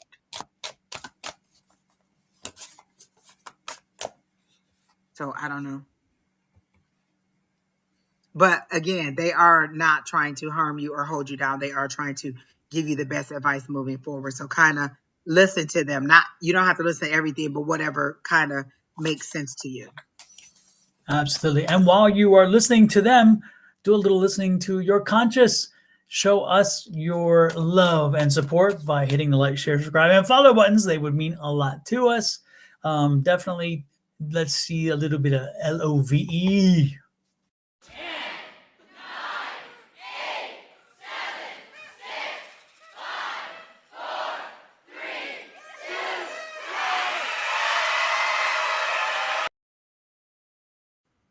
That's one of my favorites, Don's oldie but goodie. Absolutely. And while we're at it, the one thing we haven't done in a little while, but this is Birthdays. exactly the birthday. So if it was your birthday last week, this week, next week, sometime, and if we haven't done it in a while and you want to feel it's your birthday, then you do it, because guess what? You do you. And this is your birthday celebration. And I'm going to take it for mine too, because I miss my own. Happy birthday to ya. Happy birthday. Happy birthday to ya. Happy. And I got to play one more of my favorite oldies but goodies. I'm going to play two of my favorite oldies but goodies, and that's just because I'm in the mood to play something. So here's one of them, and you'll recognize the voice instantaneously. Am I the drum? I thought about that in the reading you were just doing, and I thought, oh, I got to pop over there, but I didn't get it done in time. And then, of course, one of my biggest ranked videos on YouTube is this one. Look at my face. Don't do it. No, don't do it. That's a little old me. Miss Bonnie said send her that subscribe video. She loves it. Okay, I will do that. I will do it. Thank you, Miss Bonnie. I will. And don't forget, folks, I do have a book, believe it or not, and that book has been selling, and it's still Like we selling. had mentioned that all night, Don. We're like almost 90 minutes in, and we haven't mentioned the book at all. I know, and I'm like, I'm slipping up here. I'm what the hell? So I'm gonna do a little commercial first, and then I'll put a posting on it. So here we go. Fly me to the moon, let me play among the. Now that commercial's outdated, but we're getting ready to do a full moon again. So there we go. It works. But I just love the commercial. That's one of my commercials. I think it's so fun and so resonant. I don't know. So that's why I play it. I like the music. I like that vibe. Like, I'm a fan of all kinds of music, and I just like that kind of vibe. It's something that I think I could like kind of cook to, or kind of clean the house to, and just let it play in the background. It's a nice little melody. I like that. It's old classic Sinatra. Exactly. So, and while you're thinking about buying a book, remember Christmas is coming, folks. Christmas is going to be before we know it. So, and birthdays as well. So that gift right there, that's a perfect little gift. But while you're doing it, there's a companion book that might go with it as well by somebody else. I might know right here. And this one is also available. And this is a ebook, or is it right? Yes. Yes. This is ebook on Amazon. Yes. Yeah. So when you order Angie's book, you actually get it like almost instantaneously, which is great. Mine is an ebook. You can get it instantaneously, or it's paperback or hardback, or even an Audible book. I was going to say an Audible. Listen, you could be driving down the street and listen, and you could just hear Don talking to you. Well, I had a friend of mine. Yeah, exactly. I had a friend of mine call me, and she's like, I was so glad you did it audible because I drive from California to Arizona a lot. And she said, when I do that trip and I lose signal on the radio, I got the book. I got the Yeah, book on. yeah, And yeah. so, And yeah. I like to listen to things while I go to sleep so it can get programmed into my head. And so imagine listening to Don's book while you're falling asleep and it just programming you, changing your mind. All those little things that he's saying, just reprogramming you. You're like, wait a minute, when I wake up, you're a whole new person. And believe me, I still do all of that. I still wake up every single morning and say my affirmation. I Mhm. still, do all of those things to command how I want my day done. That book is timeless. It'll work over and over and over again. If you feel like you're in a rut, go back and find another chapter and re-listen to it again. The one interesting thing about the book, and I think Angie kind of touched on it right there, is interesting is that when I wrote the book, I did the artwork myself. So I always have to say that because I'm so proud of the artwork. And because that artwork, that imagery right there, you see, it says a lot. If you see this, if you see her, she's part of the mountain and the energy as part of the mountain because, she's grounded. And then she's sending her chakra energy, that's the colors around her, sending that energy out, which she wants the universe to do. And the white light comes in. It's the universe giving her what she wants or what she was asking for. And of course, the energy and the movement is with the hair flowing. So again, that's part of it. But the cool part about it is when I wrote the book, I wrote it and then I had to rewrite it and change a lot of it. But as I wrote it, I kind of wrote it to kind of like as a continuous thing. But I realized afterwards that when people started reading it, they were able to see it in a different vein, which worked for them better. So when they read it, they read maybe chapter 1, understanding what affirmations are, then chapter 2, which is why I did what I did. And then they jump to chapter 14 because they may have a health issue and they're like, I need to find the health issue here. I need to find the information about health. And so the cool part about this and any other book, and I would guess maybe even Angie's book too, is that, because there's parts of Angie's books, I have Angie's book and I've read it. And then there's parts where I go back to, because there's some parts that and I love the fact that when you read Angie's book, that it's her voice. So you're not getting my voice on my book. There's parts of it's manicured because it's like the lawyer in me comes out when I wrote about the studies and I talk about studies and so forth. And that's just the lawyer coming out and saying this is the way a study is read, right? But with Angie's book, the best part is when you read her book, her energy comes through, her voice comes through, and you're like, I can see her saying this, and I love it. And also the turmoil. Angie, you were able to put into words the way, and especially the turmoil you went through. That I was actually, living it at the time that I was writing it. Most people who write their book write it after they're out of it. So they're yeah, writing it from hindsight. Oh, this is how great it was. I was writing it as I was living it because that's the book that I needed. I couldn't find a book that was telling you how to make it through the days every single day. Most right, books, I had this horrible experience coming on.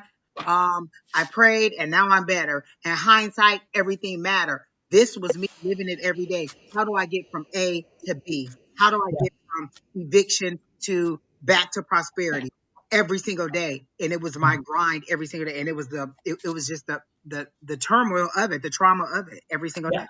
And it's interesting again because I'm not surprised to hear that because there are certain points where you feel when you're reading with her, you feel the lowness of the isolation because that's what I felt when there's certain parts of the book, even though you have a big family around you and so forth, there are times where you felt isolated. Yeah.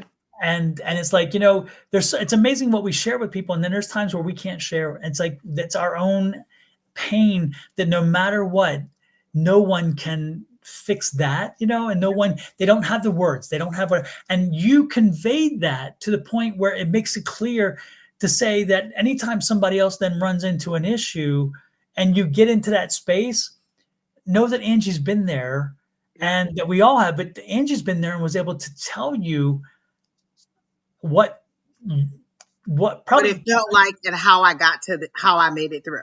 yeah, but Because not it only was that, day to day. Like a lot of people tell you take it one day at a time. Sometimes it was 1 hour at a time. It was 1 minute at a time. It was just how do I get from here to here? Because your thoughts are so high and low. Your high vibe, your low vibe, and you're transitioning. So your foundation is cracking. Like everything.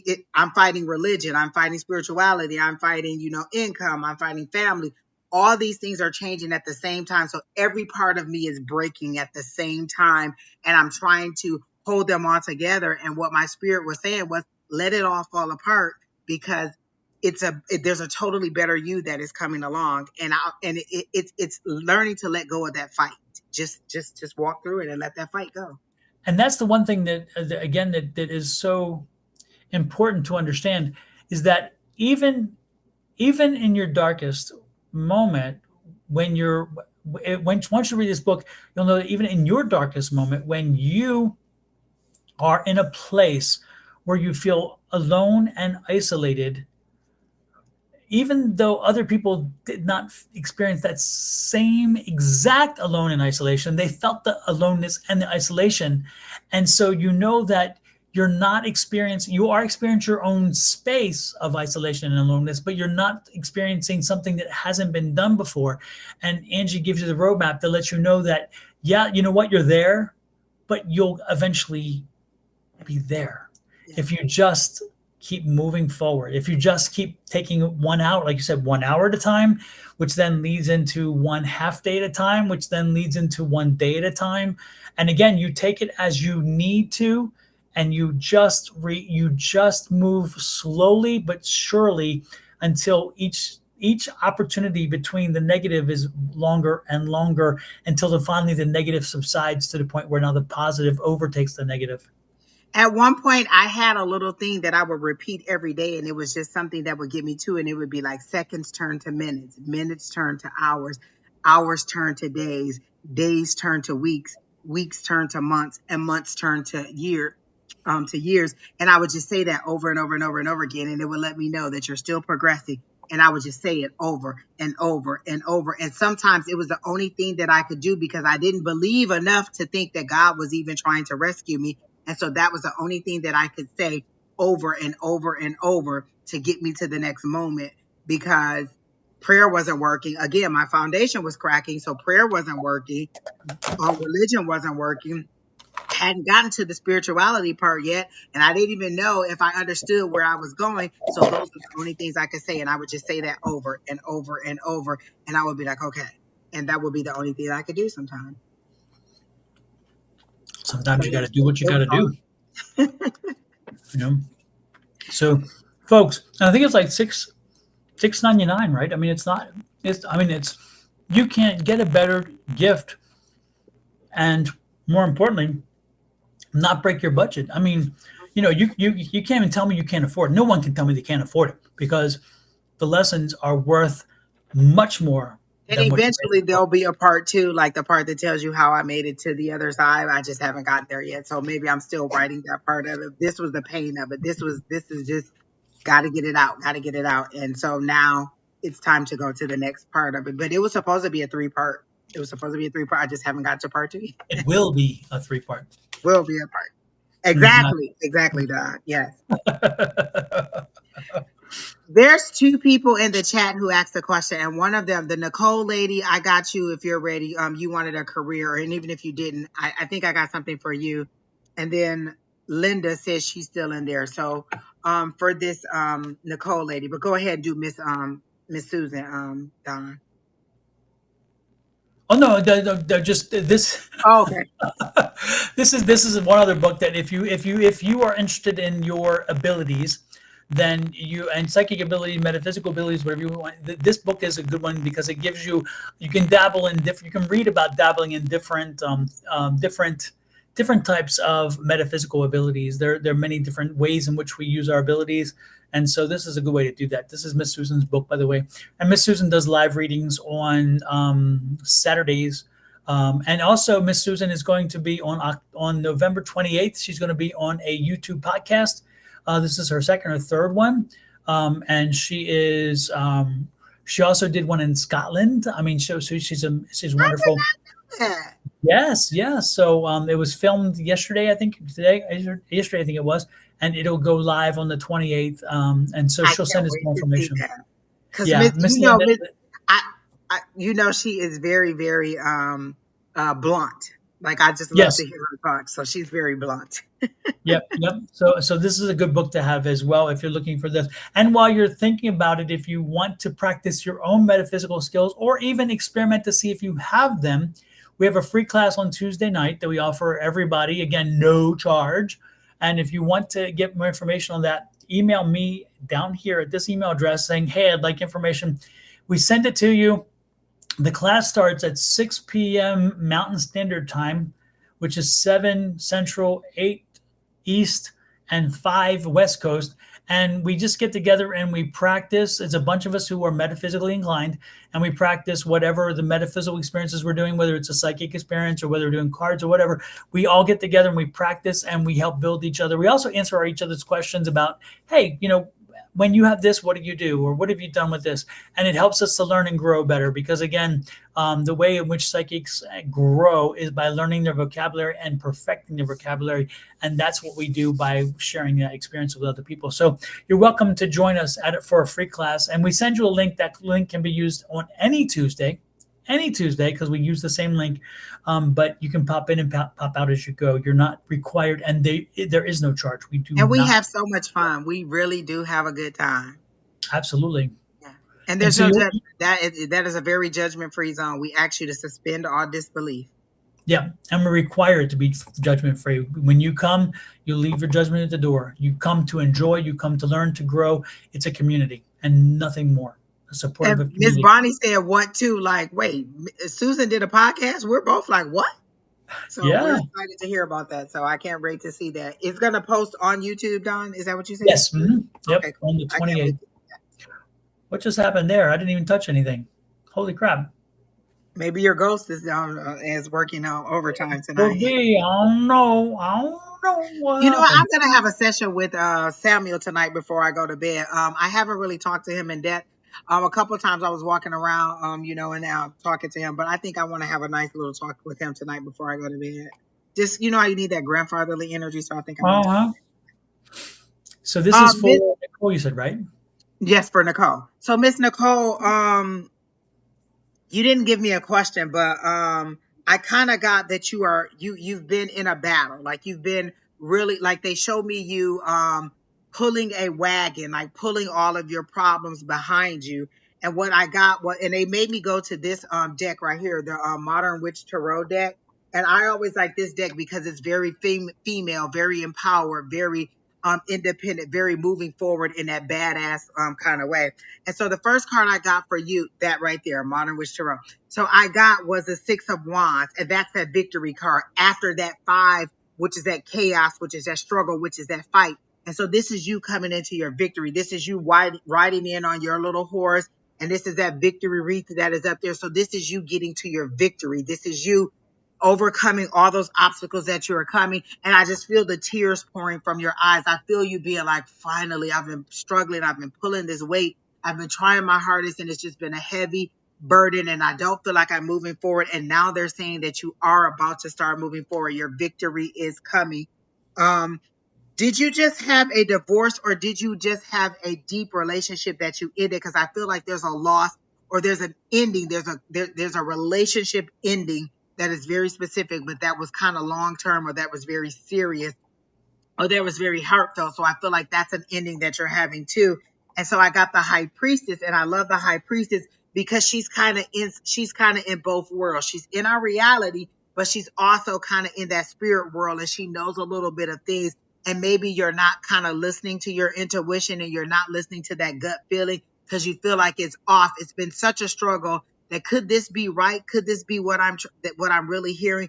And they're saying, yes, listen to that gut feeling, listen to your higher power, and know that they are guiding you and trying to move you forward. That struggle is over. That victory is coming. And you feel like you're stuck, but you are kind of stuck because you're not acknowledging that you hear. So they're not letting you move forward just yet until you acknowledge and know that your higher power is until you kind of connect with your higher power, or kind of listen to that gut feeling. You are in a holding pattern at this time, but it is spirit that is holding you. Or if you notice that there's a vine that is holding this person there, and you feel kind of stuck and stagnant, you are going into your victory, but you have to acknowledge that spiritual side of you and know that you are getting these intuitive hits or you're getting this information from your higher power.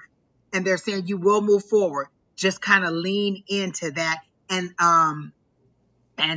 you don't necessarily have to fight. You just have to listen to that higher power, listen to that gut feeling, and know that what you're like, those thoughts that you're having, those feelings that you're having about moving forward or letting go or moving on are true. They are necessary for you to break those ties. Like they showed me you cutting cords of relationships for people who just don't see you in this new way or who don't acknowledge the change that you're going through. Like maybe you were that wounded puppy in the past, and now you're trying to make your own way forward, and people still see you as that meek little wounded warrior, but you're in that high priestess energy. You're in that higher power. You're moving to that next realm, and people just don't see you there. And you just need to cut some of those cords and just move forward and find a community of people who do see you in that life or who do know how great you are. And as you do that, then your success will be more evident to you. You are right on the road where you need to be. You just need to acknowledge your own spirituality and your own connection with your higher power. So that's what I got for Miss Nicole. She said 8 years and not a good guy. He's been gone for 2 years, but not another guy. Yeah. So you need to cut that tie to him. You're still in that energy of the hurt, and you need to go ahead and cut that tie. Again, it's the full moon. Go ahead and release him. Write his name on a bay leaf. Set that bay leaf on fire. Put him on the list of things that you want to release. But go ahead and let him go. And as you do, you'll feel like that freedom. You'll feel like that you'll feel like all those things that were holding you down. You'll feel those release, and you'll be lighter and more airy. And then your thoughts will change, and you can move forward. So that's how I saw it for Miss Nicole. Super, super. Let me get what I got. Let me see what I got for Nicole.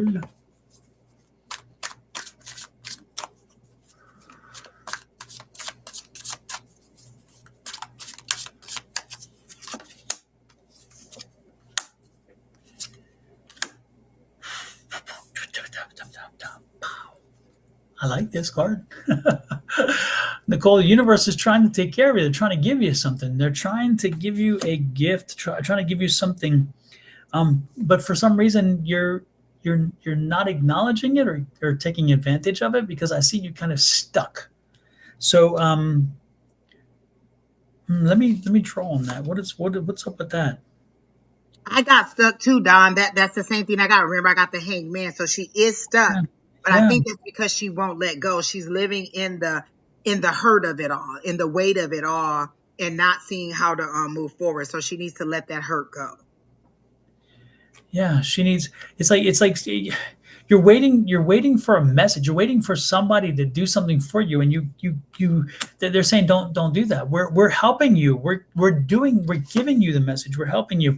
You just have to break free. You have to rise above on your own. You have to find the energy within yourself to break the bonds, And it's interesting here because it's going to take some work. It's not as though it's an easy thing to do. I get it, but you're strong enough to do it. You're the person that can do it. I mean, it's up to you. This is the thing they're trying to tell me the most, is that you're the queen here. So you're looking for somebody or something to come in and ride in and save you, to bring you something to fix the situation. And again, the universe is already giving you some help, and you're just not taking advantage of it. So you have it within you to do this. It's time for you to open up. It's time for you to I don't know. It's like you're missing a symbol. You're missing a sign. You're not seeing something's right in front of you. What have you blocked off? What have you stopped looking at? What have you stopped paying attention to? What have you turned blind to? Because whatever it is in front of you, whatever they're trying to tell you is right in front of you, and you've ignored it. It's kind of like when you have a great friend, and the friend crossed over from friend into somebody you could have a relationship with, and you're totally oblivious to it because you've been away. You've seen through them for so long you can't see them anymore. It's kind of something. It's like that. It's like it's been there all the time, but you're just not able to, you're not able to see what is obviously there. What I would suggest to you is you need a friend, you need a good friend group, one or two friends down with you to have a conversation, to kind of have ask them to come over, have them. Now these people need to know you though, need to know you well, in my opinion. But you would have a friend group come over and then sit down with you and allow you to kind of spew what you need to put out there, to kind of understand, tell them where you want to go and whatever you're doing is, and then have them review the situation you're in, because I think again, the signs being sent to you, and I've told you that already. I showed you that card. The universe has sent you the sign. They're sending you the help. It's just that you're not seeing it. You're overlooking it. You're looking through it. You're looking beyond it, and it's right there. So what I would suggest is that the friend group will see it. They'll see it because they're not in your body, in your mind, and so they'll see what is obvious that you don't. And it could be, again, an opportunity. It could be a job. It could be something as simple as I don't know. I don't know exactly what it is, but there's something that's obvious that will be obvious to other people, will not be obvious to you, and you're going to realize. And when the light comes on, you go, "Damn! I can't believe I didn't see it." Okay, it's not as though you don't want to see it. It's just that your mind is muddled, and as much as they're trying to break through for you, you're not allowing it to come through. So I would talk again. Get a few friends together. Say, hey, I need your help with this. I need to figure out what I'm missing. What piece of the puzzle is not there that I can't see, that is there, but I just can't see it. And don't be surprised if when that happens, look at this. This is the last card I got, which is the 10 of Cups. You're going to have the happiness that you're looking for. You're going to have that closure, that movement, that burst forward, which is nice. I love it. Because again, right now, you ain't going nowhere. Again, because you're kind of trapped in yourself. And look at this. Again, you can rise above it. You can rise above it. You just need your friend group to give you that. Man done? That's the 9. This one here? No, the one before that. Yeah, this is the Hanged Man. Okay, yours looks different than mine, but we both got the hangman, which is right on point, because she is being, she's stuck. She's not moving. Exactly. She's very intuitive, but she's just not leaning into it. Like it's like she can see other people's situations. She can see what other people need to do. She can predict things, but she just does not follow it or listen to herself it strong enough. It's kind of like, really? I don't know. I kind of knew something was wrong, but she doesn't believe in it or lean into it. Yep. And it's interesting. I love this card because this is one of those reverse cards that is so clear how opposite it is. Because when you look at it like this, it looks like he's dancing, right? Mm-hmm. So it's kind of cool because, again, that he's dancing because he's happy because he is moving forward. Where on this one, he's hanged because he can't seem to make a choice. So this is one of those cards I love, absolutely love the reverse, because it truly is descriptive in both ways. It's just wonderful. Yep. So there you go. So that's what I got for you, Nicole. Hopefully you will find some benefit into what I've just told you, and what, of course, Miss Angie has told you as well. I think that one of your meditations, like you posted all those meditations, I think one of those would help her, like meeting her spirit guides or meeting her gatekeeper or something like that, her loved ones that are crossed over. All those would help her out because she's right at the cusp of that area. She just isn't leaning into it. And if she gets the support or she gets that connection, then she will be powerful beyond belief. And she will actually be able to move herself forward. She's just not understanding that that's what it is that she's receiving. She's just thinking like, oh, okay, well, I kind of thought something went right. Or, I just knew, but she doesn't know how she knew. And if she makes these connections, then her whole life will change. It's like a whole, like scales coming off of her eyes and her seeing it all totally different. Absolutely. Yep. And so you may want to do that because, again, the first part of this meditation is about 20 minutes into the meditation. You are aligning your chakras before you move into the aspect of meeting the ones who've crossed over. So this is a very beneficial meditation in many ways. But this is also a good opportunity for if you trust someone who has crossed over, if you truly trusted them when they were here, then you should use this meditation and try to reach out to them on the other side and have this conversation even with them. Your spirit guides, the people who were your family in this lifetime and in previous lifetimes are your spirit guides, part of your spirit team. Reach out to them, talk to them. That's what they're there for. They did not desert you. They just moved on, but they're still there. Okay, know that they are still there. You can still access them, and they still will work to help you, without a doubt. Corn on the cob. They keep showing me corn on the cob, and they won't let it go. Nicole, what's with the corn on the cob or the corn? What is with that? Is that a loved one or is that something? What's with the corn on the cob?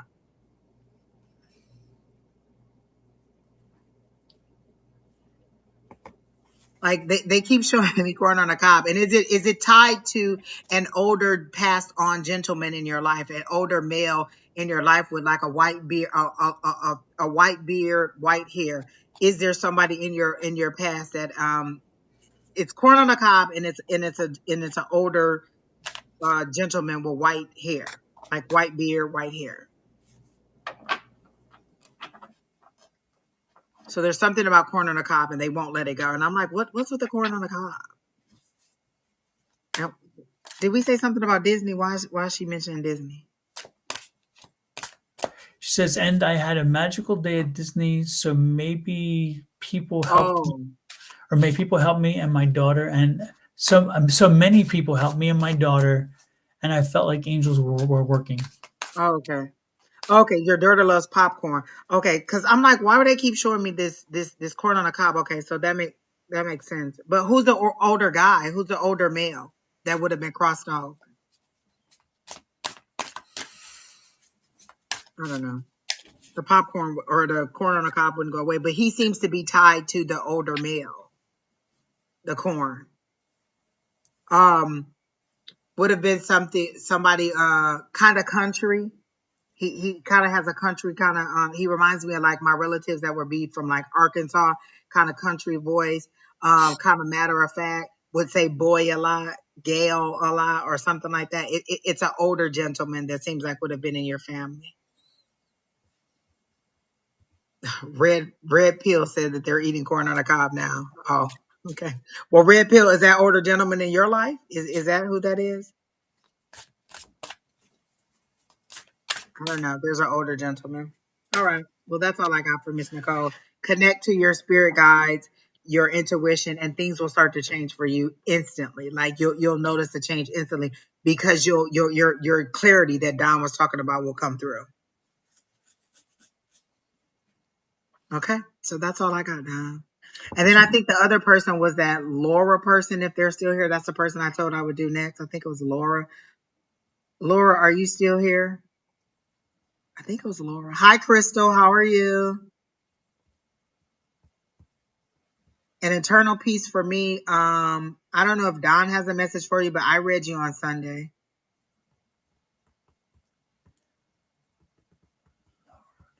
I'm looking for Laura now. Laura, Okay, are you she's still not here? here. Then this Aguilar person is still here. Is that Christina?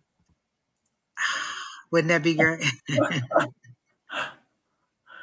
Hey, we read for Lizzo before. Remember, we can read for anyone. Exactly. Oh yeah, there it is. How do you pronounce your name? Arcella Aguilar. Do you have a question for us, Araceli? Araceli? Hey, Jack Matt. Are we saying it right, by the way? Araceli? Exactly. Araceli? Tell us Araceli? how we pronounce it. Oh, Linda. Is that what her name? It was Linda. What did I say? Did I not say Linda? I don't know. I don't know. And you said Angela? No, I don't know. I said Linda. That's what it was. Nicole, then Linda. So Linda is here. Linda, what was your question? She said yes, perfect. I don't even know how we said it right. Araceli. She said Shelly is easier. Oh, okay, Shelly. Okay, It is all right. easier. Well, because Or maybe it's we're Araceli. great, Jack man. Mm-hmm. Okay, so which one of you need to post your question? Either Shelly Someone. or Linda, so we can go ahead and get with you. Okay, Linda, what was your question, Linda? Was it general? Get the point, Linda. Tell us what the question is. What is that question?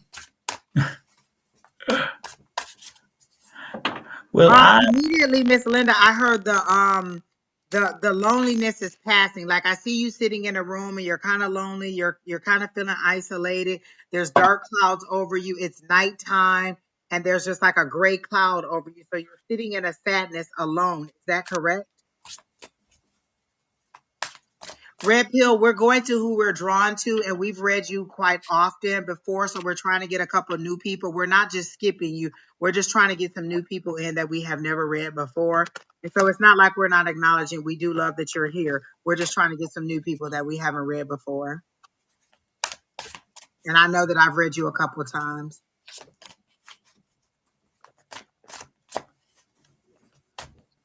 You want to know if you're going to have grandkids. So you're asking me to tap into somebody else's energy. Miss Linda, I don't like tapping into other people's energy if they're not here.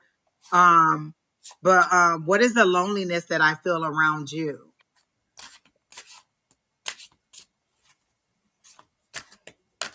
I get you sitting in a room in loneliness and darkness. So what is that? Red Pill, I feel like I've read you more than once. I've read you with Sherry Berry, and I've read you either with Bonnie or with Don before. So I feel like I've read you more than once. But I've never read these people at all, Red Pill. do you remember what she read for you, Red Pill? Because if you did, it's probably not been very long ago. So that's probably still working. Whatever the reading was is probably still working itself through. Just a thought.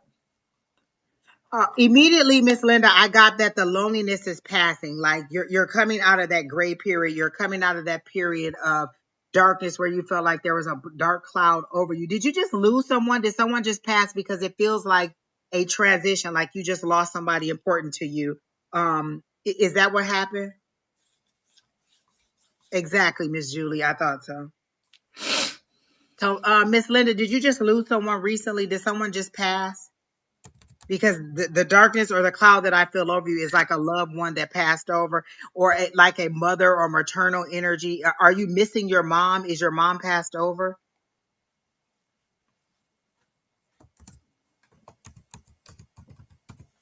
So is that what I'm feeling like that?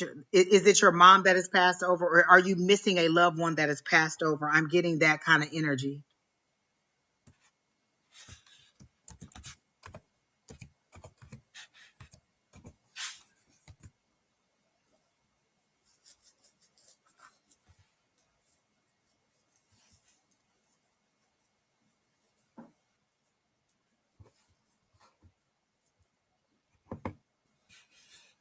Okay, well, Crystal said maybe it's her mom that passed over, because I get you sitting on a bed. This person is sitting on a bed. There's a dark cloud over them, and they're just missing their mom. They're just missing this loved one that has passed over, and they're feeling really lost. Like, what am I gonna do? Like, nothing's gonna be the same. The holidays aren't gonna be the same. Life isn't gonna be the same. And they're saying that this loneliness is going to pass. But you have to realize that this person isn't gone forever. Like, they're no longer physically here, but their energy is always around you. They're always going to be there for you. Did your mom make German chocolate cake, Miss Crystal? Is that your mom? The German chocolate cake? Because I see the coconut and I see the dark.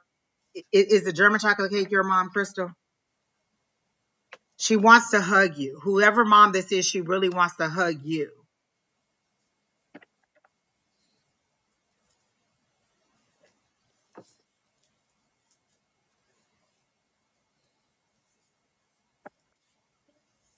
So is the cake your mom? Because that's what she's showing me, the cake. She's very specific about the cake. She's showing me a dark cake what looks like white. Either have a coconut on it or some kind of white thing on white topping on it.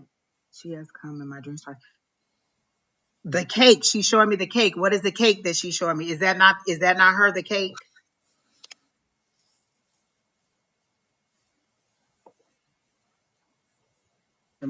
Okay. So she really wants to hug you. And they're specific about um uh white. Did she wear white? Okay. Did she have white on in her casket, or what is this white outfit that she thought that she looked really nice in? There's a white outfit or dress or something that she had on. Was she buried in white, or what is this white suit that she really liked? Or is it something to do with church? Was she like a church mother or something like that? There's something about this white outfit that she really thought that she looked nice in that she's showing me.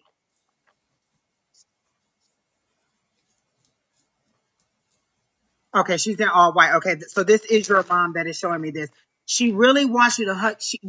You are very much stuck in. You're feeling like a little girl, like a lost little girl. Like, oh my gosh, my mom is gone. Nothing's gonna ever be the same. I'm getting the goosebumps, and she just wants to hug you. And when she hugged you, did she used to kiss you on the forehead, like bear hug you and kiss you on the forehead? And just kind of tell you everything was going to be okay and don't worry about things like that, because you're very much in a state of feeling lost. Like, how am I going to go on? Nothing's ever going to be the same. And she wants you to know nothing has changed. She's always going to be there for you, like she's always been there for you. She's not leaving you. Okay, so that's a yes. Um, th- okay. Does she talk to Ariston sometimes? Because I feel like she communicates with him too. But maybe you don't know that, like an imaginary friend. Sorry, Miss Linda, this is for Crystal. This is Crystal's mom. I'm sorry. I'll come back to you, Linda, but this is Crystal's mom that is coming through for me right now. He mentions her. I think that she talks to him quite often in his room while he's, alone or something like that. Like, she comes to him because you're still in a lot of grief. You're very much grieving, and you haven't moved on.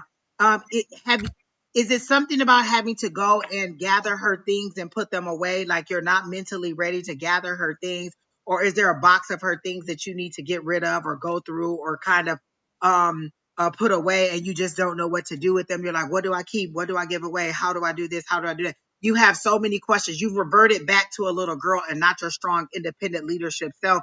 And she wants you to move forward in your this is for Crystal, Linda. This is Crystal that I'm reading. She wants you to move forward and go back to being that strong, independent girl, because you're a little girl now. You've reverted back to being a little girl, and you're just in so much deep sorrow and grief. And she wants you to kind of know that she's never going to leave you.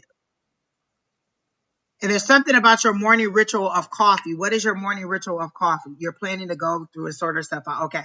So I see you having a hard time and not knowing what to do with that stuff, what to keep, what to give away. And she says you'll know what to keep. You don't have to keep everything, because her memory isn't in those things.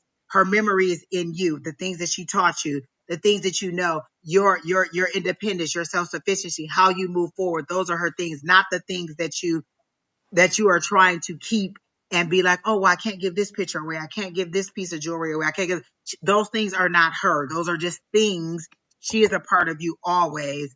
And she wants you to embrace who she taught you to be. That's what she wants you to remember, who she taught you to be, and not who you've reverted back to, the little girl that is grieving and just doesn't know how to move on. You will find your way on. This is a process, so you will find your way through it. Christmas is going to be hard for you, because I feel like you called her Christmas Eve or Christmas Day, like you talked to her a lot during this type of year, and this is your first time not going to be able to do that. And so she's saying, like, this is going to be hard, but you'll move on. What's January? Is January her birthday? Whose birthday is in January?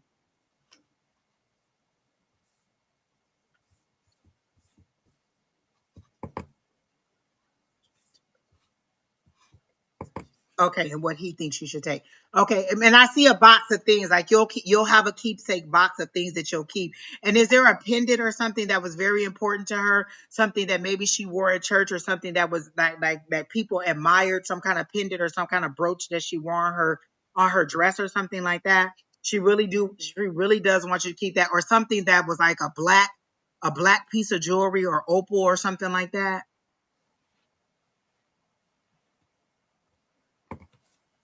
There's a piece of jewelry. It's either black or it's opal or something. There's some piece of jewelry that is black or so, and it's round. I feel like that she really wants you to keep. Okay, and then okay, go get you're going to go get the box of items. She wants you. What's January? You didn't tell me what's January. There's something specific about January. It's not her birthday. What is January?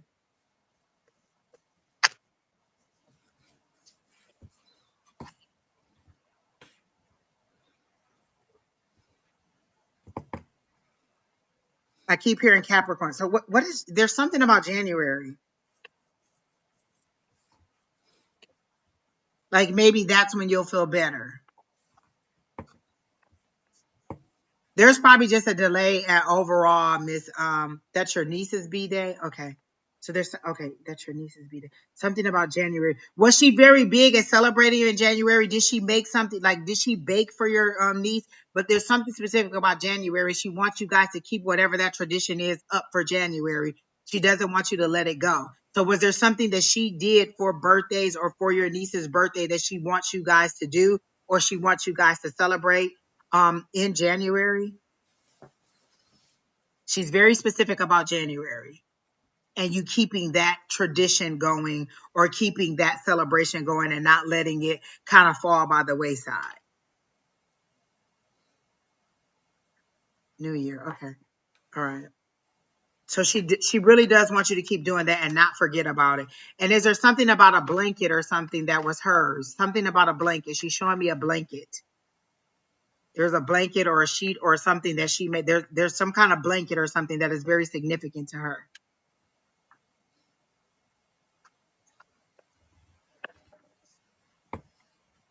And is there somebody named Ola or Orla or Orlean? Something Ola, Orla, a name like that, like a friend or a family member? Ola, Orla, Orlean, Darlene, something along that line.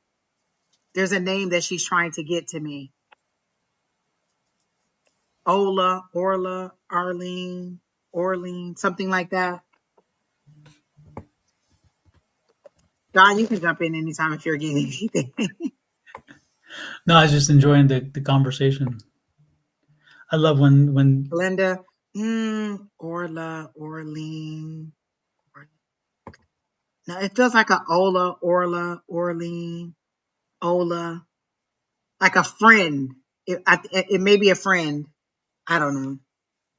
There's a name that she's trying to show me. This person is younger than her. She wears her natural hair, like kind of, she would kind of like what you would like get it roller set and just kind of comb it back. Okay. Well, she's remembering that person. This person is still alive. Is this person still alive? No. Or maybe she's hooked. Maybe, okay. It feels like maybe she rejoined this person on the other side, but this person is younger than her. Because I just asked, is this person still alive? She says no. So this is somebody she joined on the other side. Like she's reconnected with this person on the other side. Ola, Orla, Arnie. It's a friend. But she's fine. She wants you to know that she's fine. She's okay. Was she in pain? Because she's saying I'm no longer in pain or whatever. Was there an issue with her legs or her lower half? Because she's saying that she's no longer having those issues anyway.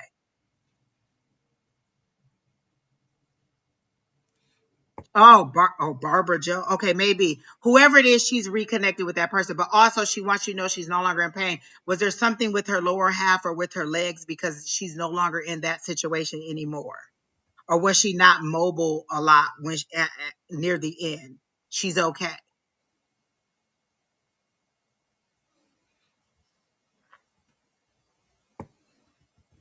We gave her relief from the dying half. I don't know what that means. Her legs were black. Okay. So her legs are fine. She wants you to know that on the other side, she doesn't have any of those issues. So she's fine. She wants you to be at peace with it. What's with the yellow candle? She wants you to, there's a yellow candle, or she maybe wants you, something about a yellow. yellow flowers or yellow candles or something like that. She couldn't move. Okay, so her legs are fine. She's okay on the other side. She wants you to stop worrying about, is she in pain? She's better on the other side. And then there's a yellow flower or a yellow candle that she's showing me. Something significant about the yellow flower or yellow candle.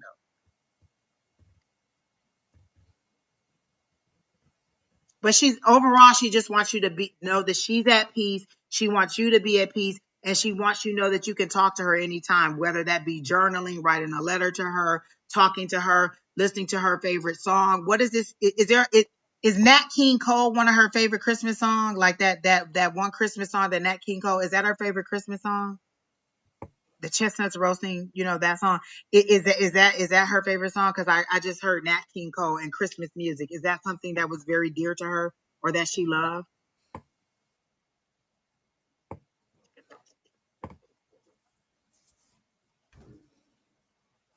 And she said you moving too slow. She said you moving too slow. You should be getting these clues faster.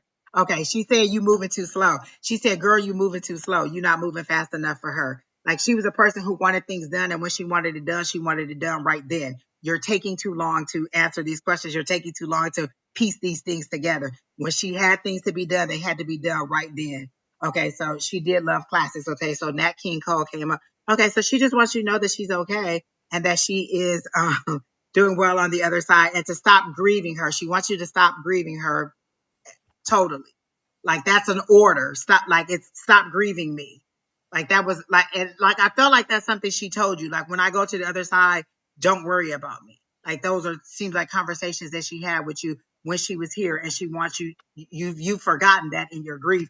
And she's like, no, you need to stop grieving me or stop being sad for me. I'm better, but I'm still even more here for you because I can do more for you. I can push things forward for you. I can help you out. Are you getting a new car? What's the new car? There's a black car that she's showing me. Are you about to get a black car? Or do you want a new black car? She's showing me a new black car or SUV.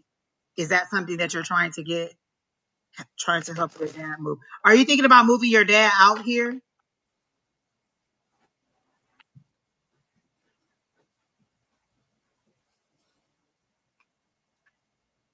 She's worried about him. She said he needs help, but he doesn't need to come see her so soon. She doesn't need him to come see her so soon. But a black car. Are you thinking about getting a black car?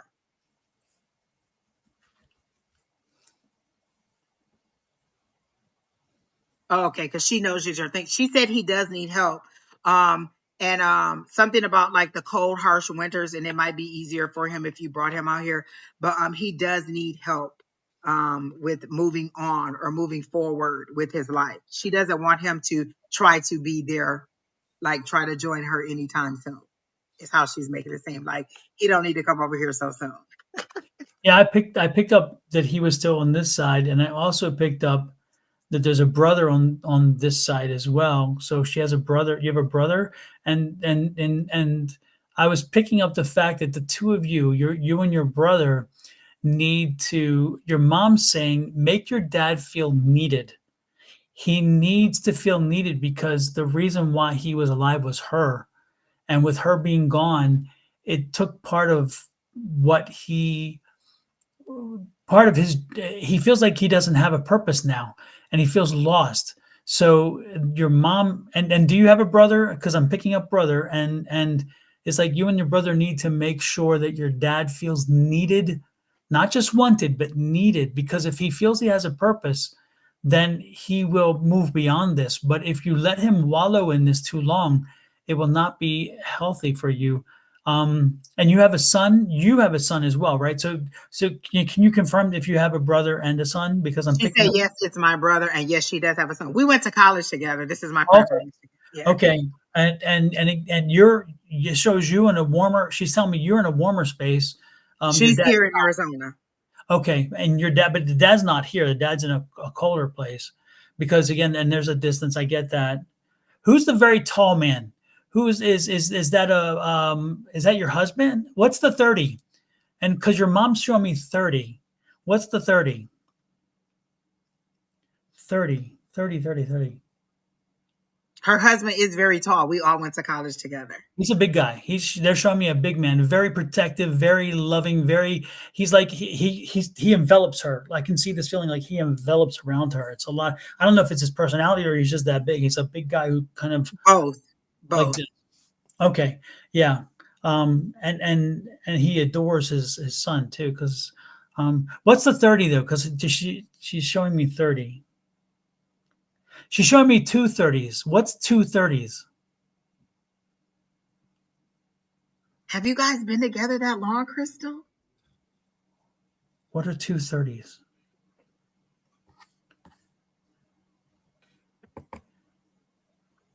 Did she say what 30 was? I'm trying to calculate to see if that's how long they've been together. Okay, yeah. They've been married almost 30 years because Okay, but she showed me two 30s. Was there another 30 that's significant? I know her and her father, the father and mother were more than 30 together. She's showing me two 30s. Celebration. Did she die on the 30th? So did you celebrate the 30th and then she died on the 30th? I thought she said it was a couple weeks ago, like 2 weeks ago or something, that her mom passed. And you know what? I saw that, but when I saw the post, I didn't think it was your mom. She said, yes, they've been together that long. Okay, yeah. Well, I know it's not 30. They've been much longer than 30. Yeah, but I was seeing the. She died on the 30th of October. Okay. I was getting two 30s, and I'm like, what's the 30s? And so, and celebration, and yeah, the other. Okay, that makes sense. But yeah, she really needs you to the father came through very clearly. Not that he came through. Her worry for him, he needs to feel needed, because again, if he's needed, then he knows it's not his turn to go. He's not even going to think about that, because he has a purpose here. He needs a purpose. He needs something. So you and your brother figure out how you can put him to work, how you can put him into a situation where he feels he needs to stay. He needs to stay. Otherwise, if he feels like he's not needed here, then and she gave him purpose to be here. He adored her, and he was there with her through. The illness was a while. This wasn't like a quick illness from what I'm getting. She's showing me that they had been dealing with this for a while, and it was not a surprise, because again, that this was the ultimate. They knew the ultimate outcome was going to end this way, but again, it doesn't make it easier. I'm not saying that. Don't get me wrong, but she says, please do that, and there's something, and that's why she's showing me the big guy. The big guy. Ritual too. I guess that's why she showed me the big guy, I guess, is because of the 30th anniversary, because she was showing me the big guy, and then that, yes. And is the son like 10 or 11 years old? What is it? Because he's still at home, right? The son? Your son. Yes. Yeah. So is he 10 or, because she's showing me, but again, it's like the father son. It's like the big difference in like this, Yeah. So the son must be very young. Husband is very tall. Okay. Yeah. He'll be 12 this year. Yeah. 12. Okay. Makes sense. Yeah. Because I was getting, yeah. Great. Yeah. Ritual. Did the mom and dad have a morning ritual, like with coffee, like, or something like that? There's something about the morning ritual that he is like, your dad just doesn't know what to do in the morning. Like, did he make her breakfast? Did he make her coffee? Did he make sure, like, there's something about the morning ritual and he just doesn't know what to do with himself now. And that's again why I think Dawn is saying, she's saying, give him something to do. He just doesn't know what to do with himself right now. Yep. And do you have her Bible? Because she's showing me, she used to read the Bible in the evening sometimes. She's showing me the Bible she read. And so did she give that to you, or is it one thing you want or something? Because it must be the collection of things that she's going to go. Because she says she has to go back to Michigan to pack up her stuff. And she was saying, I'm not in those things, but there are specific things that she wants her to keep. She wants you to have the Bible. She wants you to have the Bible. She wants you to have her Bible. And it's not an economic thing. It's the one thing that she cherished was her Bible. And so she really wants you to have it, because she's showing me the Bible. She's showing me holding it, opening it. And it was her when things were not explainable to her, when she was going through things that needed understanding, or when she just felt like it was complicated to the point she can't get her mind around it, the Bible was her safe space where she could turn to just to find peace, not answers necessarily all the time, but peace. And I think that's what she wants for you, because you right now have questions and you have concerns. And she's saying, look into the Bible. The Bible will help you with some of the answers. And it may not give you the answers you want, but it could give you peace. It could help you find peace, because I feel like you're looking for something, and you feel like you just can't get the answers. And she maybe, and like her point is, we don't always know the answers, but we can always have some, we can find peace in what we don't know as well. Maybe, I don't know. That's kind of how I'm getting at. Okay. So I would consider the Bible. I would consider asking your dad if you can bring her Bible with you, and I think you should keep that. She really wants you to have that. There's notations in the Bible, in her Bible too, so that may help, because it's, again, her notations. That's what she's showing me. Overall, she wants you to come to peace with her moving on and know that she's at a better place, but that she's never far from you. You can Exactly. always reach out to her. And she says she knows that you have this connection. You need to tap into that connection. And I feel like she's going to come to you with dreams. But when you miss her, just listen to her music. Cook the food that she liked, do the things that she would do so that you can have that time back together. And she doesn't feel like she's so far away from you. Right now, you just can't see past her not physically being here.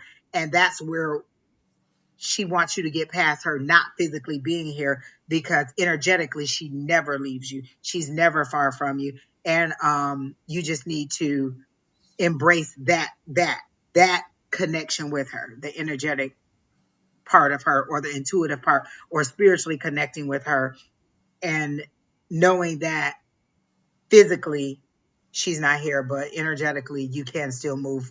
You still can connect. And Crystal, I would suggest, if you should, because she's able to come to us very strongly, which is not usual for somebody who's been dead not so long, because Mhm. sometimes they don't have that skill. But she's an old soul. She's been around a few times. And I So feel like she was ready. yes, oh yeah, she was prepared. It was her. It was, she needed to go. She just, it was time. But what I would suggest to you, Crystal, is that when you go to bed tonight, before you go to sleep, I would open my mouth and I would speak the words that you'd want, such as, Mom, I would love for you to come visit me in my prayers, in my dreams. Invite her in to your dreams, and then go to sleep. And then also ask yourself to remember, and ask your spirit guides to help you remember tomorrow what you learned tonight. And don't be surprised, in maybe not this night, but if you ask this for a few nights in a row, don't be surprised if, because you're asking and you're trying to get your vibrational level close to hers, that she comes in and visits with you. Whatever comes to you is not, you'll be surprised, it's not just by freak accident. She's trying to communicate with you. If she can communicate to us, she can communicate with you. You just have to open your mind and have your energy level at the right level. And right now it's low. You need to get your energy, your vibration level up. So you listen to some comedy tonight before you go to bed. Listen to something that really raises your energy and makes you kind of happy and smile. And then get ready and go to bed. But before you go to sleep, ask to remember what you learned today and tonight, and then ask your mom, say, Mom, can you come in and visit? Could this be the night? Invite her in. And don't be surprised, again, if it's not tonight, but you ask that same question for a few nights, one of these nights she will come in and she will visit with you, and you will love the experience. You really will.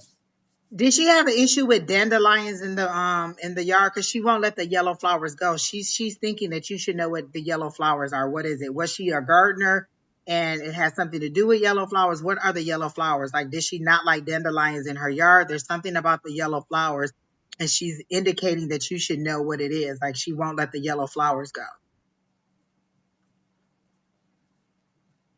So it's either she liked a yellow flower, or there's something about dandelions in the yard. There's something about yellow flowers that she won't let go, and you should know what it is. She keeps saying, "Oh, weed picking." Okay, okay. Because you know what? Because I was gonna say, did she garden? But then I was like, oh, well, she was like in Michigan, but in the Detroit area. Is that correct? Something like, okay. Okay, you and her. Oh, okay. Are you thinking about planting something in her honor, like a something in your yard in her honor to reconnect? Because I feel like that's another reconnection piece for her. You planting something or you growing something, some kind of flower outside of your house in her honor, would also help you too. Like every time you pull up and see that yellow flower, you would be, you would remember her in a positive way, and you would go out and talk to the flowers. Like I have a flower in my house that my grandmother used to have, like the kind that she used to grow, and I come in and talk to that flower in her honor.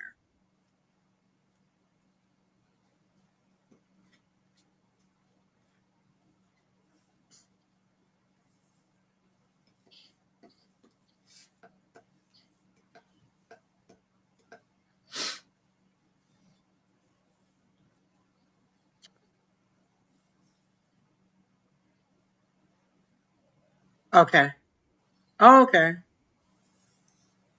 Well, that's good. Then that's all I got. Like she's kind of disconnecting now, but overall, just peace and know that she's okay. Yes. Talking was her thing. I get it. I believe. Pay attention to your dad. Please Yeah. pay attention to him and his needs, because again, if you help him feel that he has a purpose here, he will live a longer, more sustainable life, and that's important to her. That's very important to her. She came through both of us to understand that. So, All right, Don, you can pick the next person because that person just bulldozed through. Like I got something to say and I'm gonna say it. So I'm glad you stopped in, Miss Crystal. It's good. I need to come see you. We need to, like, I feel like I need to come give you a hug. So I'm gonna have to come see you. well, I'm kind of worn out, Miss Angie. It's for a first night back. This was an This was a intense. doozy. And we're at 2.5 hours. Two and a half Yes, hours. So we did good. And I like ending on that perfect note. That was beautiful. I loved yes. it. It's always wonderful when you can leave with a smile. And listen, her mom was not playing. She was like, I don't care who you read, I'm next. Yes, indeed. I Yes, indeed. love it, love it, love it, love it. I So for love when anybody who did not get a reading, Dom will be back on in the morning with Miss yes. Shauna. Yep, And yep. listen, that's two powerful people in the morning, Shauna and Don. Listen, and I love their energy because they're so light, they're so funny, and it's so great. And spirits usually do come through for them too. So you will love listening to them in the morning. Well, thank you, Ms. Angie, and we do enjoy. We like tonight. We just enjoy doing readings, and it's just fun. Yeah, So, it was fun. Oh, I just love when our energy comes back together. So really. I'm glad. And don't forget, before you leave, if you haven't hit that like, share, subscribe, or follow button, please do so. Exactly, exactly. And And again, see Dawn in the morning if you want to read it. And then if not, then on what's tomorrow? Thursday. On Friday, Miss Julie and Miss Scott, and Scott will be back on Friday morning. And then on Saturday, it'll be Susan. Susan's back on Sunday, Saturdays, right? Saturday, Because I huh? know she said she tried to do Sunday, but she'll be back on Saturday. Mhm. And then Sunday, it'll be Bonnie and Stephanie in the morning and me and Sherry in the afternoon. So 7 days a week, somebody's on. You can't miss getting a reading with one of us 7 days a week. And don't forget, folks, if you receive an initial communication from Angie or myself or Julie or Shauna, it ain't us. We do not solicit your business. That's not what we do. So if you see something that looks like Sonoran Mystic Tarot, and then when you look at really close, you see that the Sonoran is Sona something weird, and you're like, yeah, that's not me. It's not me. People are scamming continuously. We can't stop them. Facebook does not stop them. We try. So when with the one thing that we do promise you is we don't come to you and say, I'm feeling something strong toward you, let me give you a reading. As soon as you see those kind of words or you get that kind of vibe, it is not us. They're scamming you and they want your checking account and they will take your money. Do not Don, fall for this, Sunday, please. me and Sherry was on. Somebody commented on a comment that I meant, like somebody commented, and then they commented as me. They have my exact picture and my background picture with Mhm. Brandon again, and their entire name was Angie Lewis. They didn't even change it at all. It was exactly my name. And my friend was like, "Why is Angie talking to me like this? I've known her for 20 years. Why is she talking to me like she's never met me before?" And so she reported it, and I got an alert the next morning that said somebody reported a profile. And Hmm. so they blocked me. But no, they didn't block me. They weren't my friend. So I Right. had to go and search my own name, find another picture of me that was Yeah. exactly like me, and then block them and report them. So no, it's not me. But they had the audacity to come on my own live and Yeah. reply to somebody else like they were me. Yeah. It's crazy. There was somebody that came on to, they came, they went to my personal Facebook page as Sonoran Mystic Tarot, wanting to read for me. And I laughed. I thought, oh, really? You're gonna read for me? I know. I played with it. I mess with them a little bit, and I'm like, oh, really? Just like I was wanting to see where this would go. Eventually, I just got tired. But it is embarrassing, and then for us, it doesn't matter one way or the other when it comes to what anyone else wants to do. But we do want to protect your bank accounts. So please, if you did not initiate a conversation with us, you will not receive a conversation with us. We have more than enough business and more than enough things in our lives to keep us busy, that we don't go out trying to chase you down and track you down to have business. If you wanted a reading, you'd find us. You know how to do it. You found us tonight.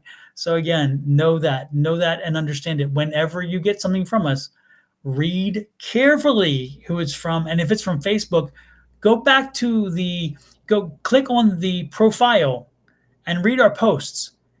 If you go to my posts and you find there's only 3 posts, I will guarantee that's not me, because I post It too was much. one post, Don, that this person had. It was my picture and Branda's background picture, and Yep. then it was one other post in there, and that was it. And it was a freshly made page. So it was Yeah. a new page. So listen, it's not me. I'm not reaching out to you like that at all. But somebody said, "What time tomorrow, Don?" Jack Mack wants We to know what time in the start morning. approximately 8 a.m., and that is Mountain Standard Time. So that's 7 Pacific, 9 Central, and 10 East. Just subscribe, Approximately. people. You'll see it. Exactly. Yeah. We're ish people, by the way. We're ish. So if you get on there at 10 ish, you may find us. If you get on there 10 on the dot, I ain't Julie. I ain't Susan. So I am very seldom on time and punctual. Made it over here tonight about 6:45, 7 o'clock. Yes, yes, yes, Lord have mercy. And yeah, exactly. That's after the second try. Oh, Lord, have mercy. Well, with that said, folks, good night, everybody. Thank you, Miss Angie, for coming in. And remember, folks, it's your energy that makes these possible. When you come in with the positive energy and you come in with the questions, that makes the readings wonderful. And we do appreciate it so very, very much. Yeah. And we're not ignoring you. Like, we really are drawn to certain energies. And like I said, this energy was just that strong that they had to come through. And so we read that person as they come through. We're just attracted to whatever energy that comes through. And if your loved one didn't come through, it doesn't mean that they don't love you or that we can't connect. It's just that they weren't there tonight.